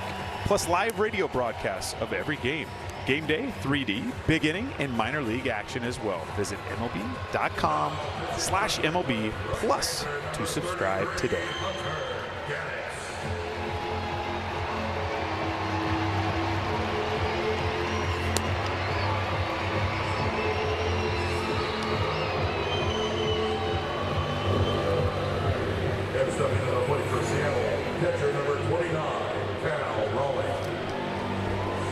Hunter Gaddis on for the 28th time this year, and he's facing Cal Raleigh with the tying run at first base and nobody out here in the 8th.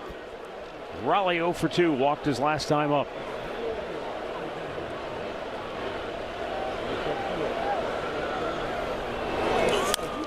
Last night Gaddis came into the game inheriting a mess with 2 on and only 1 out, and the Guardians trailing 3-1, and he struck out Cal Raleigh and Dominic Canzone to end the inning.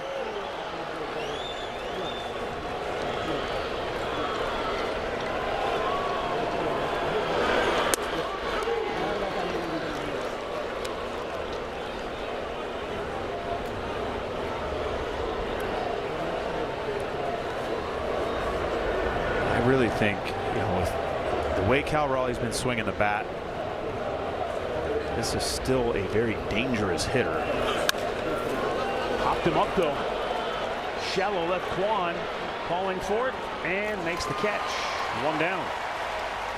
That was about as well executed as you could possibly ask out of Hunter Gaddis. Breaking ball, he got on top of this and drove this ball to the bottom part of the strike zone, keeping Cal Raleigh out in front, and you can see the frustration there out of the man that had 60 home runs last year. Here is Luke Raley, 0 for 2 with a walk.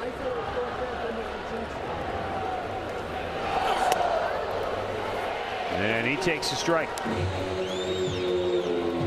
Again, another very dangerous hitter. We talked last inning about what he can do against right-handed pitching. Have to be extremely smart with how you're navigating this. Good fastball, good location. That was up and away. It's a perfect pitch. And there's kind of a line there that Raley, if you're above that line, struggles mightily, but if you're anywhere below that line, major danger zone. With the two fastballs at the top part of the strike zone, you saw that breaking ball at the bottom part that Hunter Gaddis just threw to Cal Raleigh. If you execute this to the back foot, it's a swing and miss. Now the 2-strike pitch. Down and in. Great pitch.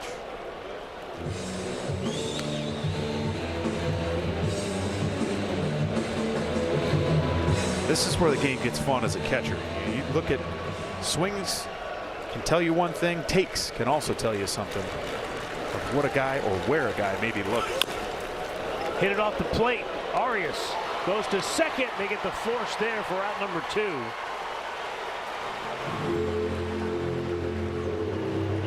Luke Raley aboard on the fielder's choice with 2 down. Now batting for the Mariners, second baseman number 2, Cole Young. Again, a big out right there. They had the overshift on. Now Hunter's got to bear down right here and pick up his teammate.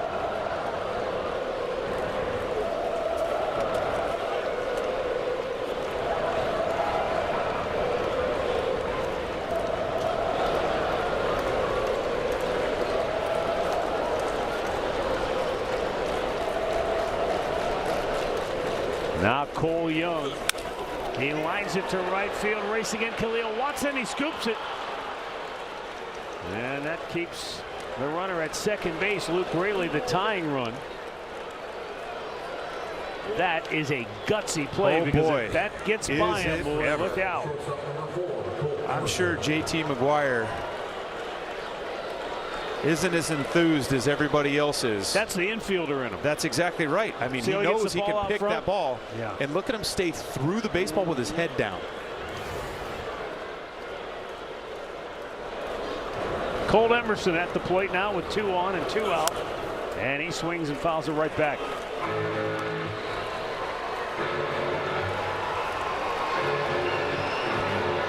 Hunter has been in prime condition so far this inning. Needs one more big out right here.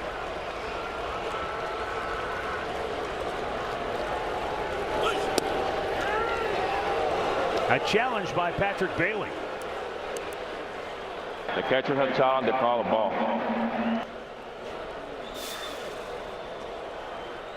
Hey, Patrick Bailey's on it.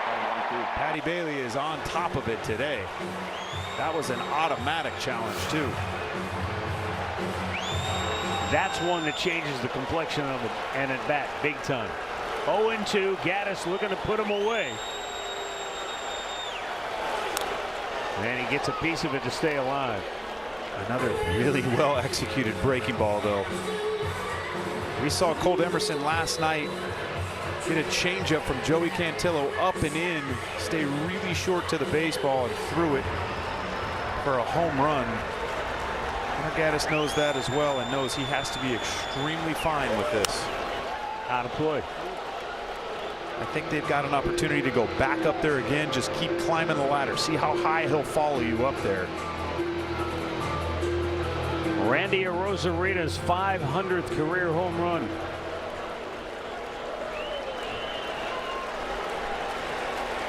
Excuse me, his 500th career run. Swing and a miss. Gaddy strikes him out to end the inning. And the Mariners leave 2 aboard. Arozarita's home run draws Seattle to within a run. It's 4-3 as we head to the bottom of the 8th. The Texas Rangers will be here for a 3-game series Monday through Wednesday. Pick up a district ticket presented by Miller Lite for just $20 and watch the games from the corner bar or the terrace hall. And the ticket includes your first drink. Get yours at CLEGuardians.com.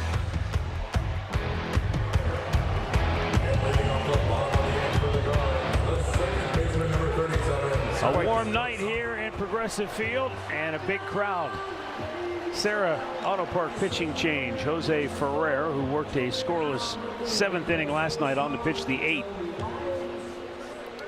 You see the numbers there, pretty pristine. This is a ground ball machine. It's 98 to 100 from the left side with a slider and a changeup.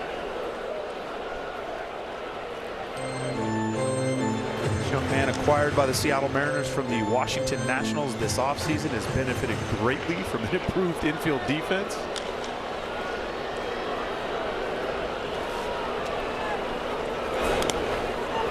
Skipped in there to Travis Bazzana.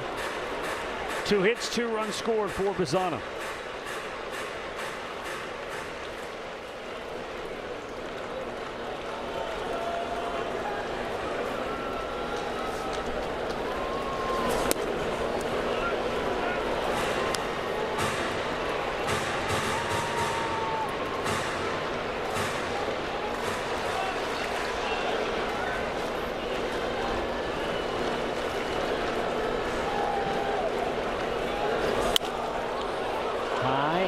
Fouled on the right side and out of play.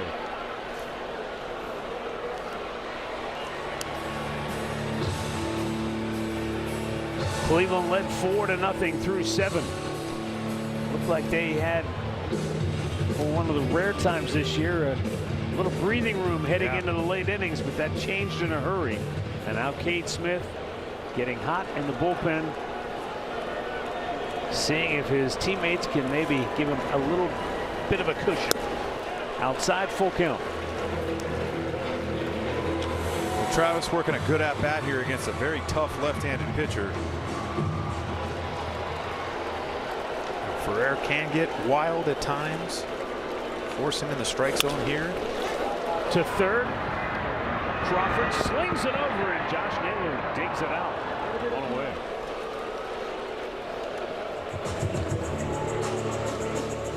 This is really close at first base, and initially you just wondered if he might have snuck. Close play. Good pick though by Josh Naylor over there. Again, give Travis Bazzana a lot of credit, not taking anything for granted, Right. Busting himself down the line. Posey's got to like that. It's the only way to do it if you ask Cozy. Amen. Speaking of that, Brian Rocchio right now, you know, he's moved up in the batting order with the injuries and things like that. And if you're just around the team, you can tell that he's maturing and being more of a leader and realizing that he's got to be more, you know, he's got to be older. And he's dealing with some things. If you know about the tragedy in Venezuela, he has some friends that he's hoping to hear from soon. But you just know he's playing with a heavy heart right now. But you can see him, Chris, and you know what I mean. He's going around helping guys, talking about what pitchers are doing. You can see him kind of growing up, realizing somebody's got to do it right now. And I know that the coaches really appreciate how he's carrying himself off the field just as much as he is on. And that is equally as important as what he has done on the field. This group is in need of somebody to step up and take that type of role right now. And at this point, I'm not really sure it matters how old you are. Whether you're seasoned or unseasoned, huh? Amen. Sometimes you're thrust into situations like that, and it can be a good thing. Guardians go 1, 2, and 3. They lead by a run. It's closing time with Cade Smith.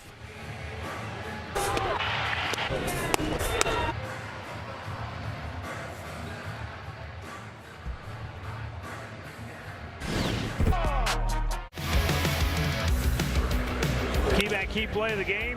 Cooper Engel, his first major league hit. Knocked in 2 runs. Gave Cleveland a 3-0 lead. Back in the 4th. They added 1 in the 5th on an RBI double by Brian Rocchio. They make it 4-0. But then in the 8th, Seattle got a 3-run home run from Randy Arozarena. And that accounted for his 500th career run scored. Not his 500th career home run. That would put him in the Hall of Fame. Not that he won't get there one day. Get there, right. Not that he won't take anything away from Randy. Cade Smith as the top of the order for Seattle, looking for his 25th save of the year. And he has the smallest of margin to work with. Swing and a miss. He strikes out J.P. Crawford, 1 down. See a little emotion there out of Cade with a fist pump. I think he likes executing that four-seamer at the top part of the strike zone. A little anger behind that one. And a great start here to the top of the ninth. Julio Rodriguez.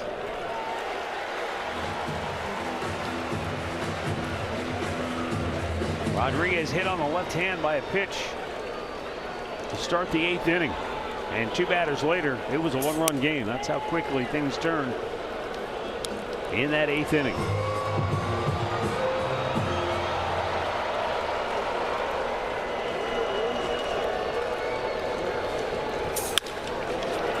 Right center. Cut off by Petey Halpin. And the tying run is at first with 1 out in the ninth. A good job by Petey there too to cut that ball off. Not allow Rodriguez to get to second base. This is a fastball, middle part of the plate, just down in the zone. But look how he uses that lower half, stays through the baseball, drives that ball into the right center field gap. Julio has stolen 11 out of 14 on the year. Draws a throw from Cade.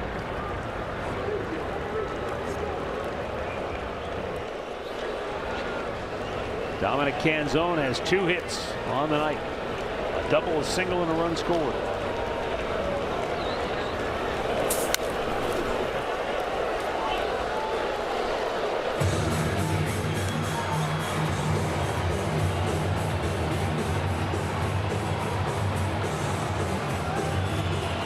The infield defense, knowing that Canzone isn't running all that well, looking for a ground ball to try and turn 2. It's up high. 1 ball, 1 strike.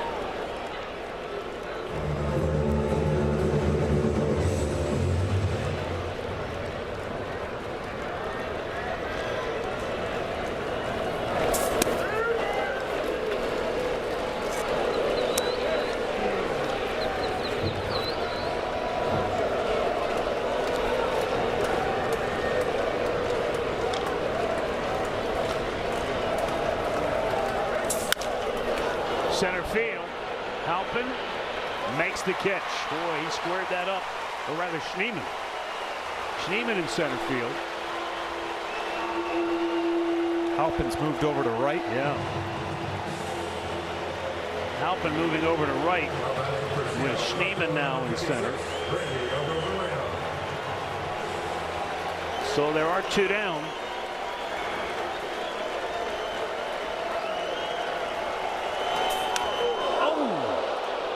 Arena gets drilled after hitting the 3-run homer in the 8th. And now the go-ahead run is aboard at first base for Seattle. Now this is a split that just got away. You can tell there wasn't a lot of finish. And again, not intentional in that situation in any way, shape, or form. Now it brings up a matchup of former teammates with 2 outs here in the 9th inning.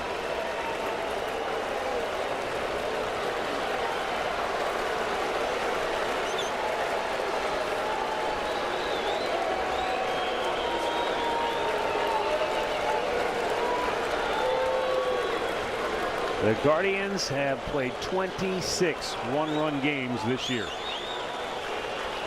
And another one coming right down to the wire. The pitch to Josh Naylor is high, ball 1.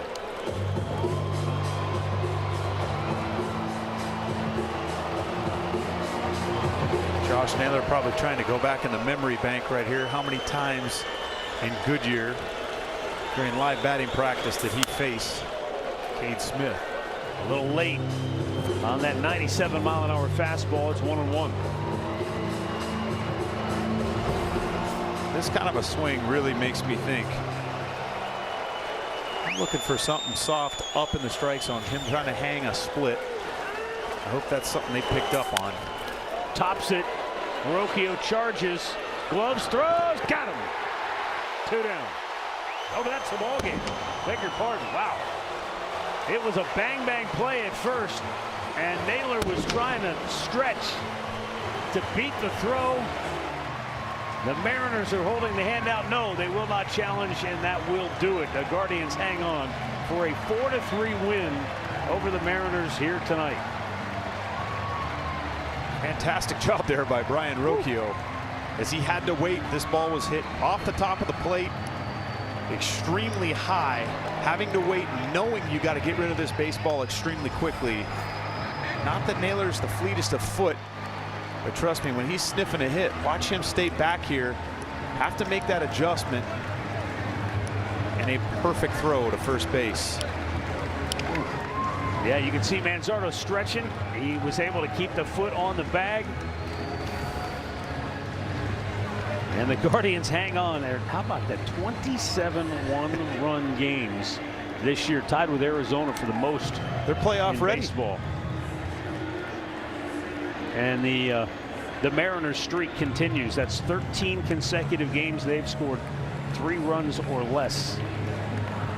And that equals their longest streak since 2015, when they had a 13-game streak of 3 runs or less. And the Guardians win the night to even the series at a game apiece. Downstairs to Andre Knott. He's standing by with Cooper Engel. Thanks, Matt. What a moment for you, Cooper. Just what a week from being in that hotel room waiting for a call. Just take us through your emotions through this week. Yeah, it's been awesome, man. Just so blessed to be able to, have this opportunity to be able to play at this level with a great group of guys and, have an awesome win today. All right, we talked to you yesterday about what you would do with your first hit, and I had the chance to talk to your parents last night, and they were awesome. I don't know if we can do this up there, but let me see you when you got that hit.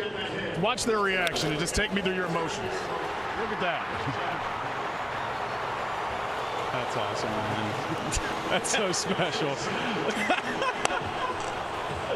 Oh, yeah. Your dad was a riot, man. And he told me last night he loves your mom. He loves everybody. He wanted that first ball when you got your first hit. What will you do with it? No pressure now that I told you that. No, I mean, I've thought about it for a long time if I ever got here, and it's for sure going to the Pops.